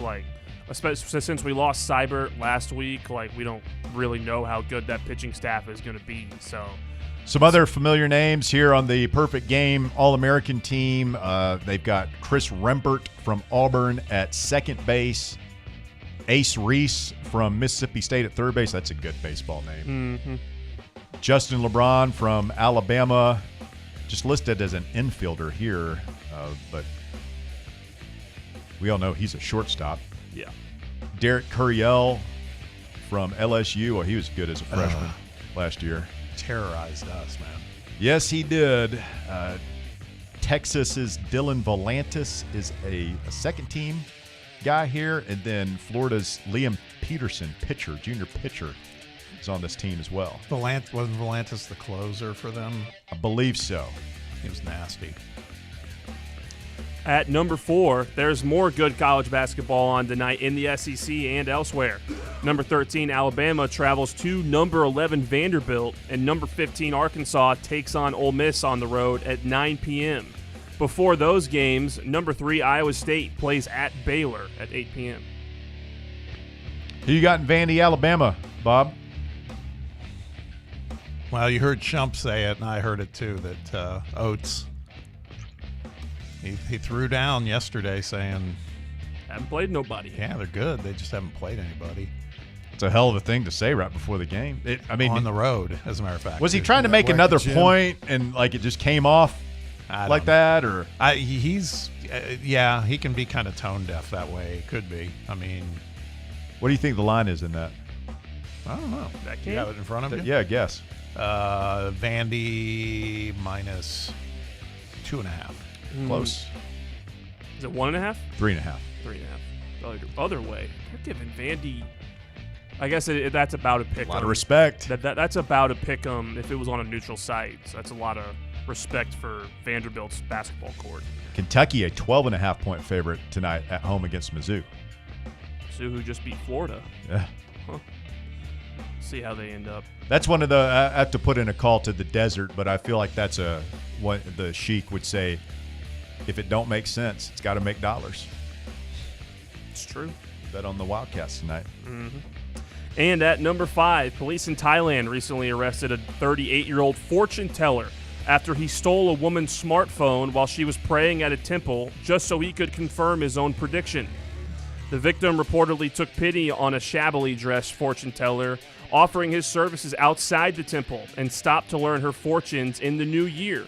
After telling her she was fated to have bad luck in 2026, the fortune teller stole her phone to confirm the reading. Once she realized her phone was missing later that day, the victim went back and confronted the fortune teller, who denied any foul play before a group of people stopped to help look through his things, where they found her phone. The young woman decided to call the fortune teller would have seen that coming. Maybe she got rid of that phone. The woman did call the police and arrested the man. Oh. Got to be careful with these fortune tellers. That's in Thailand? Yes, Thailand. I feel like you're going to Southeast Asia a lot for these top 5 at 5 kickers, Walker. Weird stuff goes on over there. Did we have somebody eating something weird down there earlier in the week? I don't remember. Yesterday it was the fish hook. Monday it was the monkey that broke into the music store. Yeah. The Motown monkey. Yesterday, I don't even remember what the story was. By the way, John Reed went and saw a primate. Oh, really? Oh, yeah. What was the review? Said it was all right. Said it was pretty gory, though. Huh. Pretty gory. I'll take his word for it. Thank you. Walker Smith. That is the top 5 at 5. It's brought to you, as I said, by our friends at ECR Total Landscapes. Just got through having them do a job over at Stately Smith Manor. Did excellent work from ECR. Really appreciate them getting my yard looking good. If you've got trees that need to come down, maybe you're wanting to do some landscaping for the summer or spring coming up, now's the time to go ahead and get that scheduled. Check out ecrtotallandscapes.com to take a look at everything that they can do for you. Of course, we talk about the trees a lot, but they also do stunning outdoor spaces that are tailored to meet your vision. Give them a call today. Schedule a free estimate. Their number's 865-384-2012. Tell them Fan Run Radio sent you. And again, that website is ecrtotallandscapes.com. Well, we've got Adam Sparks from knoxnews.com coming up here in just a few minutes. This should be a interesting conversation. Adam's so good on the radio, and I'm sure he's been following everything quite closely here in the portal. Did you guys see where On3 turned off the replies on Twitter because they post these updates? So-and-so's going into the portal. So-and-so's crystal balled here. All this stuff. Mm-hmm. And people have been using Grok, the AI tool, to – they just ask, hey, what is this article about? On3, of course, like 247, is a subscription service. And then Grok would tell you exactly what is in the article. Yes. Yeah, I saw it. There's some other tricks.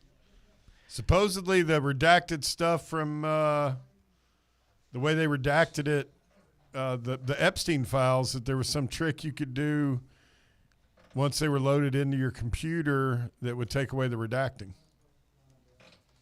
Oh. Did you do it? No. I couldn't figure out how to do it. What is so many complications with AI. We talk about like what a useful tool it is and how easy it's made things, but of course, it's going to take away jobs.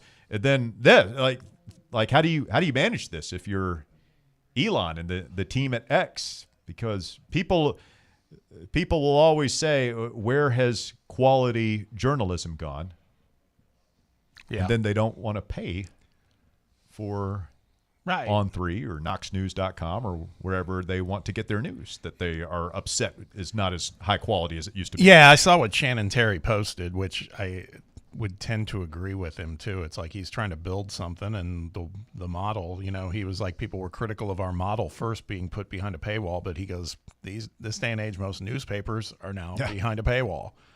And he's like, it's table stakes now. And so his point was, we're not apologizing for what we're doing as far as shutting off the ability for AI to penetrate the paywall. I can't say I blame him. No, I don't have a problem with it either. And it raises a question like the relationship between these social media sites and the traditional media sites that are going to use the social media sites to get that's where people get their news now, is on Twitter and Facebook and all this stuff. Yeah. And if the companies have to, post the links to social media, they don't want to be giving away the stuff for free. And if you are one of the people that subscribe to these services, I mean, you feel like kind of a sucker. Yeah. Right? So it puts them in an interesting spot. 865-966-3435, your phone number if you want to get on the show this afternoon. Let's get a call from Noah. Good afternoon, Noah. You're on the drive. Hey, guys. How are y'all? Doing well, thanks. Good deal. Well, I'm happy to hear y'all are doing well because I'm doing pretty miserable. Going from the lead and looking at Twitter and saying Tennessee's not getting anybody, especially on the defensive side of the football. And I'm afraid that we are in for like a really bad 2026 season with our schedule. And I was going to ask, man, who do we have in the secondary coming back that is a viable option if we don't really get anybody out of the portal? I mean, you got Ty Redmond. Well, okay, that's one. Who's going to take Ricky Gibson's spot? Well, so I mean, it's going to be somebody from out of the portal, I would imagine. You do have players there that you did not, I believe. is it Dylan Lewis was a guy who redshirted this year. Some of the guys we saw in the bowl game, Trey Poteet, Tim Merritt, Sidney Walton, will all be second-year players next year. And, of course, Farouk, who started every game, will be a third-year player. I can hear our listeners banging on their steering wheel right now saying we have to recruit over these people. They will. They'll get a couple of people, I'm sure. But I bet some of those guys we just listed will play as well. Yeah. Well, I mean, I get that. The other thing I wanted to speak about is, the Sam Levitt situation. I really hope we decide to go in a different direction. I mean, I don't know if you guys know how bad his foot injury was, but it was a Liz Frank injury where it's like the only reason I know is because I had a buddy of mine that had the same injury. And it's basically you break every single bone across the midsole of your foot. It's like one of the most traumatic foot injuries that you can actually have. And I really rather Tennessee not spend, $5 million? And is that what he's wanting for somebody who's got such a severe injury? I mean, he will not be able to be as mobile as he was last year. I don't see it. I don't know how. I'd much rather build on the defensive side of the ball. Get maybe an FCS quarterback, Division II quarterback, bring them in, almost for backup, give George McIntyre the starting position, and get some actual dogs on the defensive side of the ball. I mean, it was so miserable to watch our defense last year, and I'm just afraid that it's going to be even worse this year. Hasn't been this worried since God told him to build the ark. That's good. Thanks, Noah. Appreciate the phone call. No, I mean, we'll see. Again, I understand the angst. If we're sitting here 10 days from today and the portal closes and they haven't gotten any DBs or any more defensive players, then it'll be time to hit the panic button. You can panic, you can criticize, you can, whatever you want to do.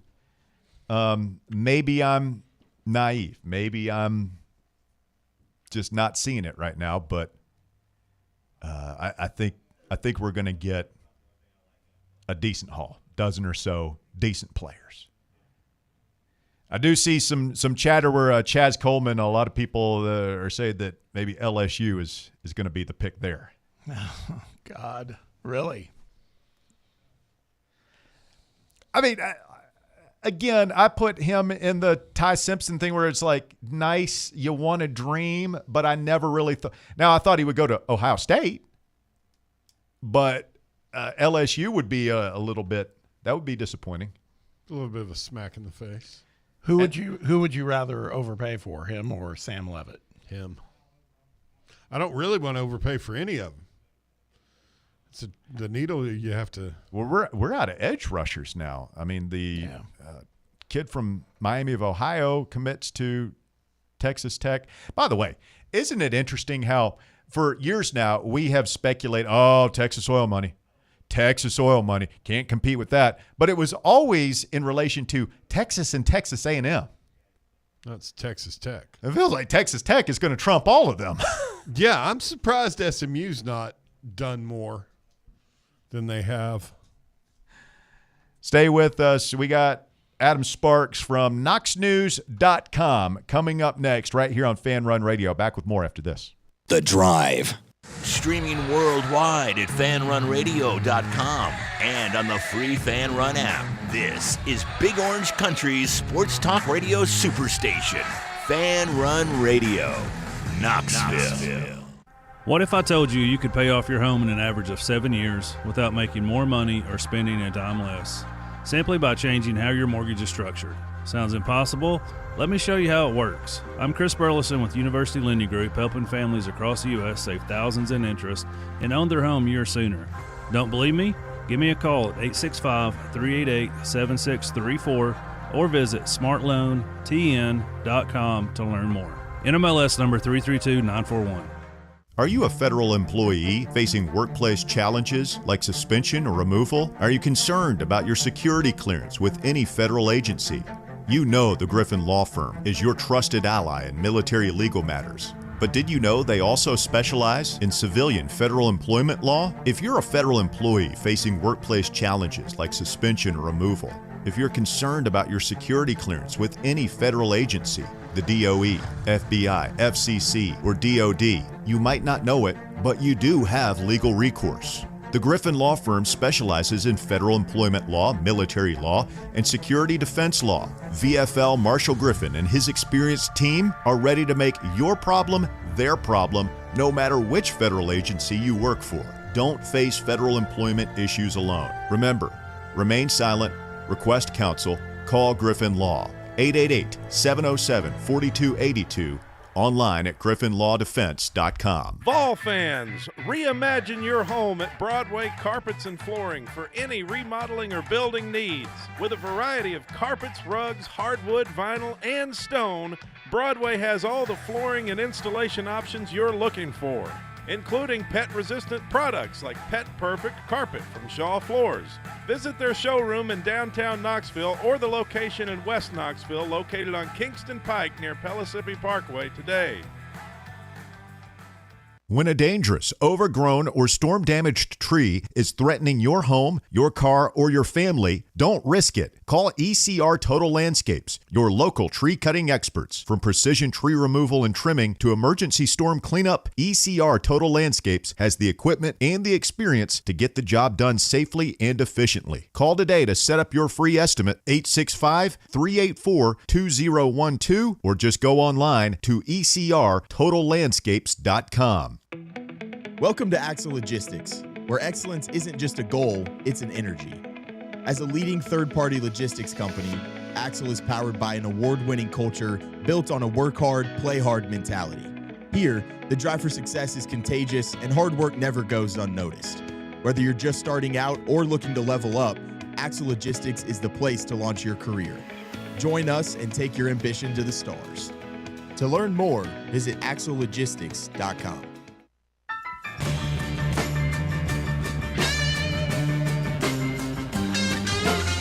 And we're back. FanRunRadio.com. Texter says, how do y'all attract these Debbie Downer callers? I blame Bob. Not me. That's what the texter said. I know. Oh, the texter said he blamed Bob? Yeah, he's blaming me. Bob? I mean, I don't know what to say. It's like, have you listened to our show? I mean, people call.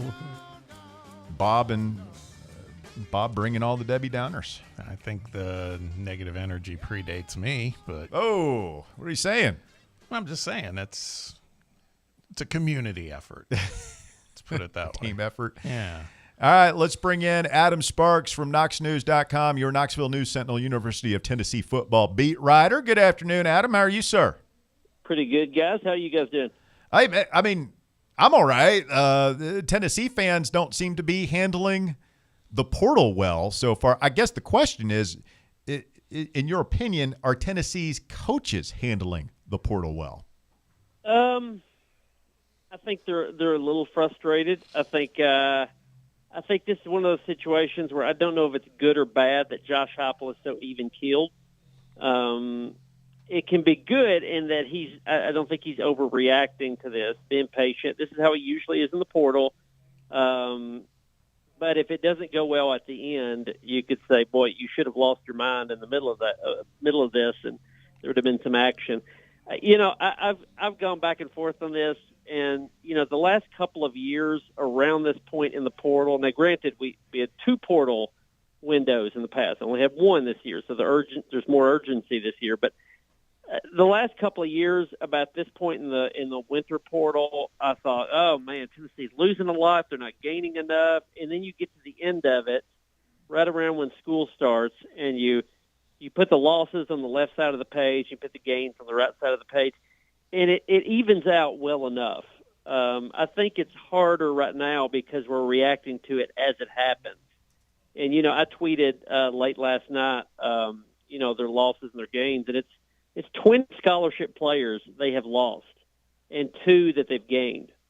Now, of the 20, how many are losses that really matter? I mean, they knew Lance Hurd was probably going to leave, but, Ricky Gibson's a loss. Jordan Ross is a huge loss. You've got some in there, not 20, but you've got 5 or 6 maybe, and you've gained 2. If you can get the Penn State D tackle. Who knows? Maybe you can get the Penn State edge rusher. If you can get the Penn State linebacker, You're probably going to get a running back, and then you start to make up ground. And maybe at the end of this, you've lost 20 scholarship guys, 6 or 7 that matter, and you've gained 10 guys. And this seems to even out a little bit more. That being said, where we're at right now is pretty tough. They're losing guys that you wouldn't want to lose, and they're not gaining the guys to fill those spots back. That being said, Sam Levitt's in town, and that would be a huge get. That would be a big get, sort of on the other side of the ball that they need to get. Adam Sparks with us this afternoon on the show. And Adam, just to show you how quickly this stuff can change, piece of breaking news coming out just about 5 minutes ago. Tennessee picks up its third commitment from the portal. Auburn defensive back, I'm going to go with Kyan Lee, maybe Kyan Lee, 3-year starter for them, 24 career games, started 24 career games for Auburn, 17 career pass breakups, and 3 career INTs. So maybe that will lower we go from DEFCON 2 down to 3. Yeah, I mean, that's 2 DBs. If you get the D tackle, Xavier Gilliam, which I think they probably will, if you can get the linebacker, you're filling in gaps a lot more then, and you start to inch your way back. If you get Sam Levitt at quarterback, I think that, and of course the running back, which I think they'll get, that sort of takes care of the offense, and you start to just heal up some of the wounds here. But I mean, they need talent. They also need depth. They need bodies. I mean, their scholarship numbers right now, if they played a game tomorrow, would be in the low 70s. And so you've got to, you've just got to make up ground. Josh Heupel had his youngest team he's ever had last season. You don't want to repeat that and have, your youngest team again, because that's not supposed to happen. Hey, Adam, thanks for joining us, man. You've been mentioning Sam Levitt. We've talked about that a lot. There's a lot of narrative swirling around that guy right now, and as you characterized it, feels like that could be a positive get. There's some that aren't so sure just because of that swirl. My question to you is, too, do you think that it sounds like he emerged more with the visit and everything like last evening, but from everything we're hearing, there's been contact with Sam for a while. Would you agree on that based on your following of it? Yeah, I would say Sorsby and Levitt are the 2 guys that they have chased since the first minute of the portal. There's been other guys they've looked at, obviously, and talked to, but I would say those 2 guys are the 2 guys that they liked immediately the most. Kind of thought that Levitt was just going to slip out of their hands. Obviously, Sorsby did really quickly. The whole situation with Damon Williams last night, I don't know if that pushes Levitt here or if Levitt was leaning this way already and Damon Williams is maybe a plan B for LSU. You've got Oregon that could come in the picture for either one of them. You've got Miami lingering out there. So Tennessee's got some competition. If they really want Levitt, and they seem to want him, you just got to lock him down while he's in Knoxville. I mean, he took a trip to Kentucky. That didn't work out. I think his price tag was probably too high. I think also Kentucky just has more needs than quarterback if you're trying to figure out where to spend your money. LSU, we don't know if that's going to work out or not. I mean, that was a weird situation with Lane and Sam Levitt at the basketball game last night. And so, you don't want Sam Levitt to linger out there and take another visit. You don't want him to linger out there and his price to go up. And so you want to try to lock this down as much as you can. And Tennessee is, tried to balance out how much you spend on a quarterback versus how much you spend on defense. Well, you kind of have to make that decision really quick because you've got a high-priced quarterback in town and you're still trying to fill holes on defense. Talking with Adam Sparks this afternoon, KnoxNews.com. And, Adam, I saw you tweeting about this earlier. Interesting story coming out of LSU. A lot of interesting stories coming out of LSU lately, it seems. But Ross Dellinger of Yahoo published the contract that was offered to Brendan Sorsby, of course, the quarterback who ends up signing with Texas Tech. Dellinger published the contract that LSU put in front of him. It was for about $3.5 million. And I haven't had a chance to do a deep dive in this article. Does that offer that LSU put in front of him, does that break current NCAA rules as you understand them? Well, they're more CSC, College Sports Commission rules, as much as NCAA rules. That's sort of been outsourced, but it potentially could. I mean, this is a big gray area. Schools, a player signs a contract, a rev share contract with a school. They're paid that, and then they can make additional money and third-party money outside of that. The thing is, you're not allowed to guarantee third-party money. I wrote about a month or so ago that Tennessee had run into this, especially with Olympic sports a lot, where they would be recruiting somebody and another school would say, hey, we'll give you, $100,000 from the school, but also we'll give you $100,000 more from this car dealership. And, well, you can't guarantee that because that deal, the third-party NIL deal, has to go through a clearinghouse, and that takes weeks or months. And so that's why you can't guarantee it, because it hasn't been vetted. LSU was obviously trying to do that, trying to pair those two types of money. Every school is doing that to some extent, but you can't throw all that money into one side and guarantee it. And I guess the easiest way to put this is there's a lot of gray area in what we're dealing with right now, and I think Tennessee is less eager to get into that gray area than some of the other schools they're competing with. I'm not endorsing the idea that they should, go deeper into that gray area or push rules more, but it's pretty clear that other schools are, and I don't think Tennessee is not as eager quite as much. LSU obviously is with that. They're sort of tempting the rules there. If you look at Indiana, they had a load of guys come right on campus right after the portal opened. There's no way that all those guys just, got a phone call at 12:01 a.m. when the portal opened and booked all those flights. Like, they obviously were in contact with Indiana before the portal opened, before they could contact them. So that's a gray area that a lot of people are exploiting. I'm not saying Tennessee is or isn't, but I don't think they're as eager to do it as other schools. What's your perspective of, we're watching what Texas Tech is doing, for example. Indiana's kind of in that boat too, but Texas Tech is basically, they've gotten Sorsby. They went out and got arguably the top defensive prospect in the portal as well. And based on everything we hear, we don't see that kind of onslaught ending for Texas Tech in future years. Do you think that speeds the plow for any further discussion on some sort of organization or, what would you call it, kind of intervention where, just what we've been talking about before? The first step was the House agreement and the rev share piece of it, but it still feels like there's maybe some sort of level of control that's still lacking that we may not ever get to, and you're going to have somebody flush with money like Texas Tech just keep coming in and, taking what they want. Yeah, I mean, the end point is probably collective bargaining, and that's not all pros there. There's some cons to that, too, that I think just the regular fan or even media wouldn't really realize until it comes, and it won't be a perfect system either. I think we'll eventually get to collective bargaining. I think what could push us faster to that is the type of teams that are succeeding in this system. You mentioned Texas Tech. You mentioned Indiana. Indiana, obviously a basketball school, and everybody's thinking, how on earth are they winning? Well, they're winning in this new system in a number of ways, including their coach, but a lot of money behind them. Mark Cuban, Cody Campbell at Texas Tech, that's their billionaire funder there for that roster. Texas Tech it sort of reminds me if like the story of like SMU back in the 80s and that whole scandal.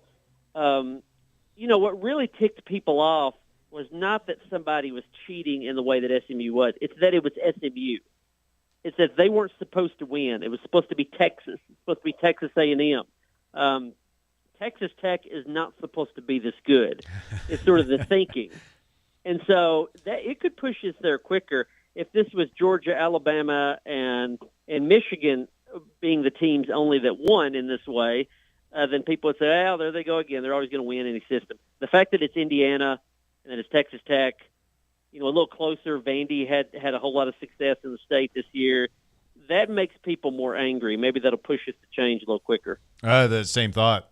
I think we were talking about that yesterday at the game. It's like if Texas Tech and Indiana continue to dominate, at what point do the Tennessees and Georgias and Alabamas and of the world, the North Carolinas, the quote unquote regular college football, basketball powers get together and say, well, we can't do it like this. Yeah. We can't be dominated by Texas And Tech. you also wonder where Greg Sankey comes down in this, because Greg Sankey has pushed SEC first, as he should, so much, and in the playoff and all these sort of things. I think the way that NIL has turned in the last, I'd say, 2 years, we're starting to see more and more of the huge alumni bases of Big Ten schools really shine. There's a lot of money in those alumni bases, I think, that the typical SEC fan didn't count on. And, in a weird way, you may see the SEC pushed for guardrails a little more than you would think. Adam Sparks with us this afternoon on the show. Hey, Adam, what did you make of Danny White chirping a little bit at Tennessee fans on X yesterday? Well, I mean, an AD should not do that. It's you got to read the room. You can't do that. It's a touchy topic, but I'm sure the touchiness had got to him too. I mean, here's the thing: the fact that he was using sarcasm that's ill-advised, but his point was actually correct. There's this perception out there, and it's not the obligation of fans to do deep dives into all this stuff. They just want to watch football games and know who's on the team. But the idea that Danny White has his hand on the payroll is incorrect. He's not Jerry Jones. He's not the owner of the team. He has a cap that he has to work under. All schools have the same cap. They all can spend the same amount of money, and the money outside of that is third-party NIL. Now you could say, well, he could stroke the boosters a little bit more, the money people, to try to generate that money, but it's not under his purview. It's sort of a weird thing that fans that complain about that, the ball is actually in the court of the fan base. The reason that Tennessee, if they didn't have enough money, would be because the fan base didn't generate that money in terms of boosters. Again, I'm not blaming the fan base. It's not their obligation to pay players. But there's only so much that Danny White can do. And so I think that's probably where his frustration was coming from, just sort of fans not understanding exactly how it works. And I get why that frustration is coming out. You got guys that, were all in on Tennessee that, at the 11th hour are suddenly saying, I want more money, I'm out of here. And I think fans are just looking for a villain. And there's not one guy. There's not one villain in this whole system. The villain is greed, and you can attach that to different people. But there's nobody in Indianapolis at the NCAA that is completely to blame for this. There's not an AD or a president or an association or a coach or player. This is a broken system that needs fixed. Back to the players on the field, we saw, and you reported it a couple hours back, that Deshaun Bishop signed a new NIL deal with Tennessee, which gives us a little bit of comfort, but we always talk about depth at the running back position, and we know that there's one guy in play for Tennessee now that Cam Cook committed to West Virginia, and that's Zylan Perry. Do you see any other or hear any other names that are coming up at that position? No, I think Perry's 90% to the finish line. I think he's going to be the guy. Yeah, that was a weird. I actually hesitated to even write that story. Obviously, a dozen different people wrote the same story that Deshaun got a new contract. It's a weird thing. When I saw it, I rolled my eyes a little bit when I knew it was coming out, because fans don't want to hear that a player is returning, right? I mean.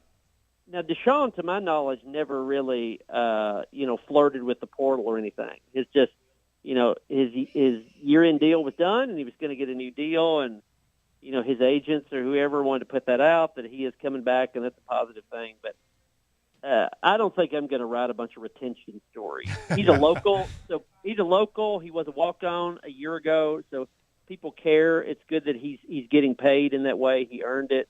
But I think, generally speaking, fans don't want to hear. They don't want to celebrate the fact that a guy was here last season. He's going to be next season. Like, that's supposed to be the norm. Hey, Adam, I don't know if you want to steer clear of this or not, but we were just wondering aloud earlier on the show, like, how much do you think their budget Tennessee allocates to a player like Deshaun Bishop? Is that a seven-figure deal? No. That's six figures. It's six figures. Most teams, I'll say most SEC teams, but most teams have a lower value for running back than you would think. I've talked to a number of people that, like, I did a story last year where I lined up the NFL percentages on payroll. Yeah. And said, this is, if you apply this is how much that each position would make Tennessee's team. Because I do know a number of teams follow that NFL model that, the quarterback gets 11% and the left tackle gets 8%, that sort of thing. Running backs, I've been told, they're a little low in the NFL from what they used to be. It's a devalued position. They're even lower in college.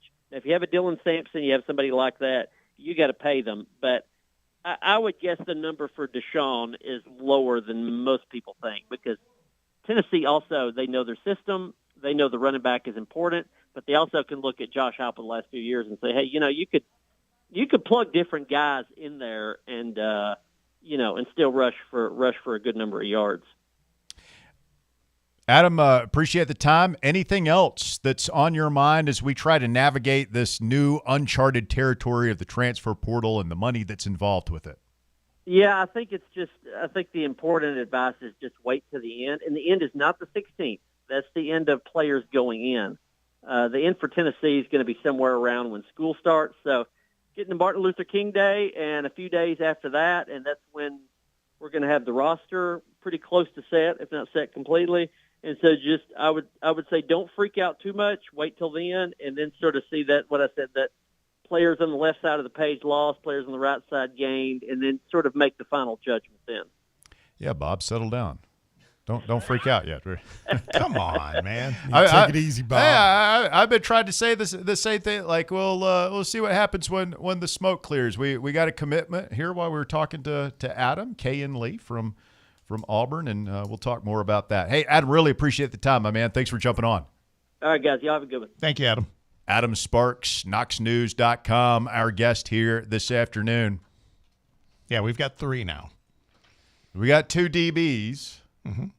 I'll tell you, if these Penn State kids start popping, if Gilliam pops and you get the linebacker and you get the safety, and then you're up to 6 and you're feeling much better about defense. You get a quarterback there, 7. Let's set a number and do the over/under on total portal gets, just quantity. Okay.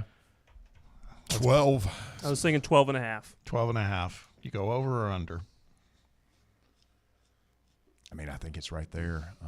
We got to throw the half. It's a good line. I think it's under. I like under too. Close, but it's under. I think I would probably, if I had to bet exactly, I'd say around. So basically, 10. you're saying 13. See, here's the thing. I think some of this depends on what you do at quarterback, because if you splurge on Levitt, then it's probably under. But if you end up with Joey, or if you end up with the George and Faison, I think it's over, because you're going to spend the money there. I don't think that's going to happen. You end up with George and Faison. I think they're going to get somebody, but I'll say over. I said 15 towards the end of the season. I was thinking like 15 or so guys, so I'm going to stay with that. Yeah, on the live chat, Tim Dewberry says the number should be 15. GBO Kyle Beach says I'd go over by 1 to 13. Just a reminder, again, not that it's the hard, fast rule, but 3 of the Final 4 teams have 20 or more in their last portal class. Never mind. 20 or more.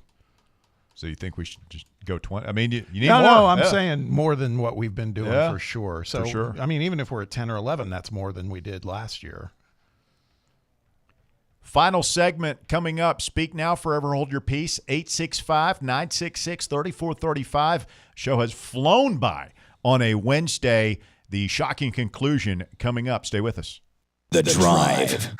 Can't get enough Fan Run Radio? Download the free Fan Run app and take the best Tennessee sports conversations with you wherever you go. What kind of day is it? It's a White Claw day.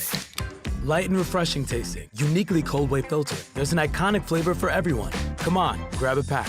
White Claw. Grab life by the claw. Please drink responsibly. Hard seltzer with flavor. White Claw Seltzer Works, Chicago, Illinois. Yeehaw! I've been hooting and hollering ever since I started betting with the VIP Play app. VIP Play has more than 200 leagues, every bet type you can imagine.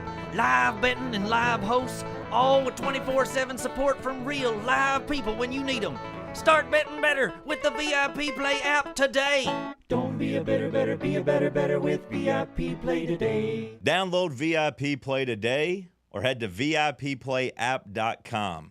Make sure you use the promo code FANRUN to take advantage of their welcome bonus and so they know that we sent you. Gambling problem? Call 1-800-88-99789. Must be 21 or older and located in Tennessee to bet. Located in Knoxville's historic Old City, Barley's offers great food, live music, the best draft beer selection in town, and now your new favorite place to watch sports. Their indoor projector is perfect for any weather, and they've revamped their upstairs area with more TVs to take in all of the action. Their menu features hand-battered chicken tenders, juicy burgers, fresh salads, and the tastiest pizza in Knoxville. You can enjoy their happy hour drink specials daily from open until 6 p.m. Barley's Tap Room and Pizzeria. Bankruptcy, divorce, personal injury. These are just some of the curveballs life can throw at you. Fortunately, East Tennessee has someone to help you work through these problems and recover. The law offices of Jerry R. Givens. If you're in need of legal advice, call today to set up a free, no-obligation consultation. 865-801-9250. As always, the phone call is free, the advice is free, so what do you have to lose? Call 865-801-9250 or go online to jrglawtn.com. That's jrglawtn.com.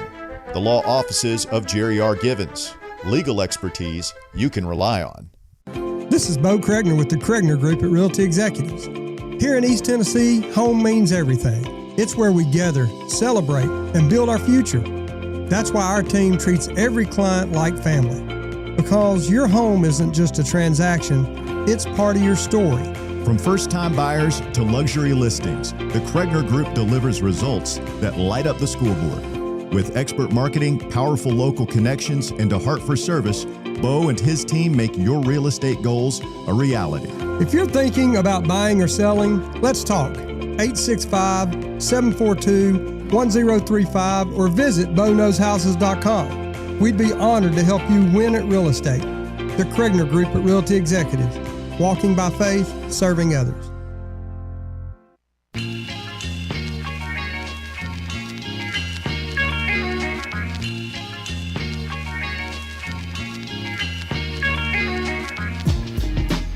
Fan Run Radio, the drive continues. Adam Sparks, Knoxville News Sentinel. Bear, what did you learn?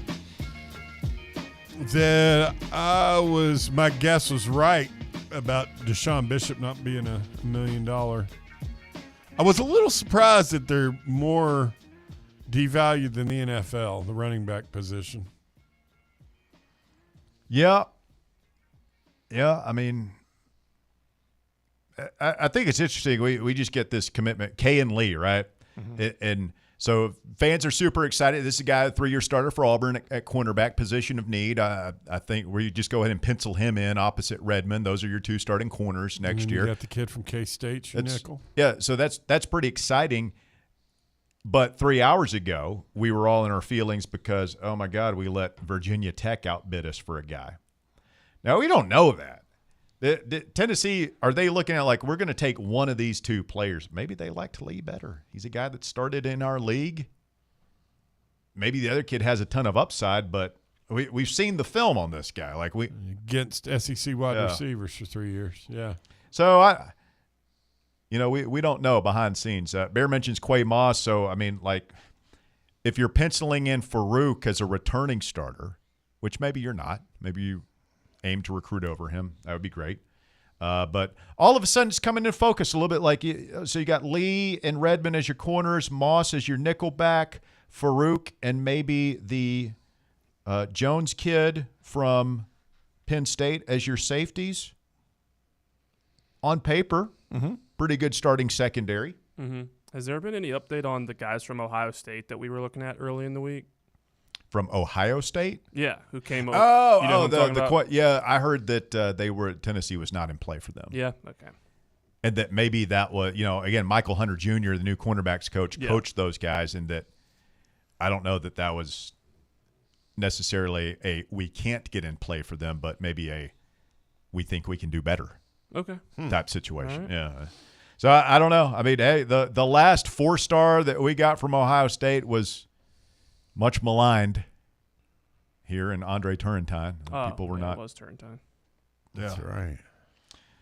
So, again, you can't always look at the school they're coming from, whether it's Ohio State or Troy. Right.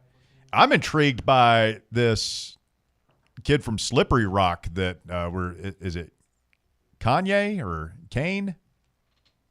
Who's the kid from Slippery Rock, Walker?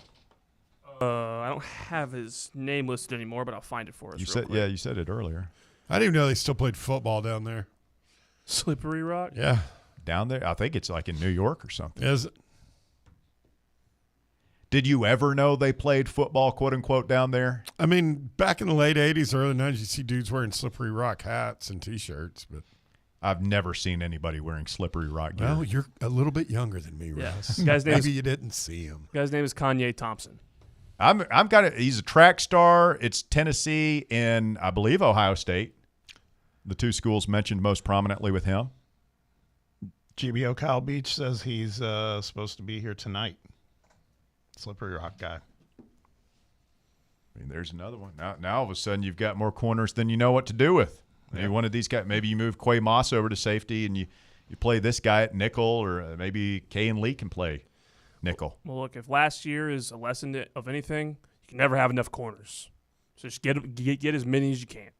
We were actually pretty good at staying healthy there this past year. I remember, was it the year before last where we just kept having – I mean, at the end of the year, we were just starting like randos. Yeah. Looked a lot like the end of this year. It's 23-24. Gibson and McCoy stayed healthy the whole year. Confirmed from On 3 Pete Nakos, Boo Carter is visiting Vanderbilt today. That is baffling. He's not going to be able to – I don't know.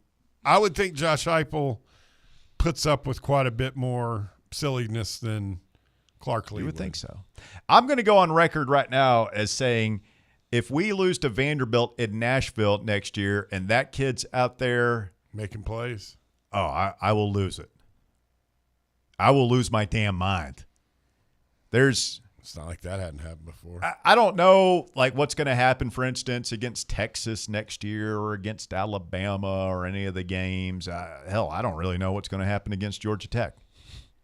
But I know this.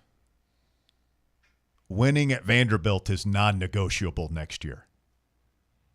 Diego Pavia is not walking through that door, and we've got a vendetta now. That's a blood match. Sorry, this on the par with remember the South Carolina debacle of 2022, and we said all offseason that's a must-win game.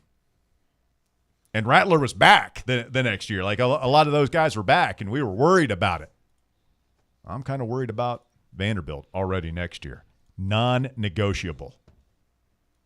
Must-win game. They're going to be rolling with a freshman quarterback, it appears. Are they really? They're just going to Jared Curtis. They're just going to give him the keys. That's what they say. Well, that makes it even more non-negotiable. Yeah. We can't lose to a freshman quarterback when we're going to have one sitting on the bench probably. I mean, maybe Jared Curtis is great and he's a great sophomore and junior and goes pro, but I'm sorry, true freshman quarterback, no. Yeah. Roberto, final call of the day. What's up, Roberto? Hey, thanks for giving me the time of day yesterday, guys. It was great to see you. Thanks so much. Good to see you. Thank you. A lot of fun, actually, at least for me. Probably not for you guys having to deal with me, but nonetheless, I appreciate your time. No, it was fun. Yeah, last night was a prime indicator of why I'm just kind of like, I mean, we look like a pretty decent basketball team last night, and we definitely have SEC Newcomer of the Year probably again for the third year in a row, which is mind-boggling to me, which means we're playing the portal right, it seems.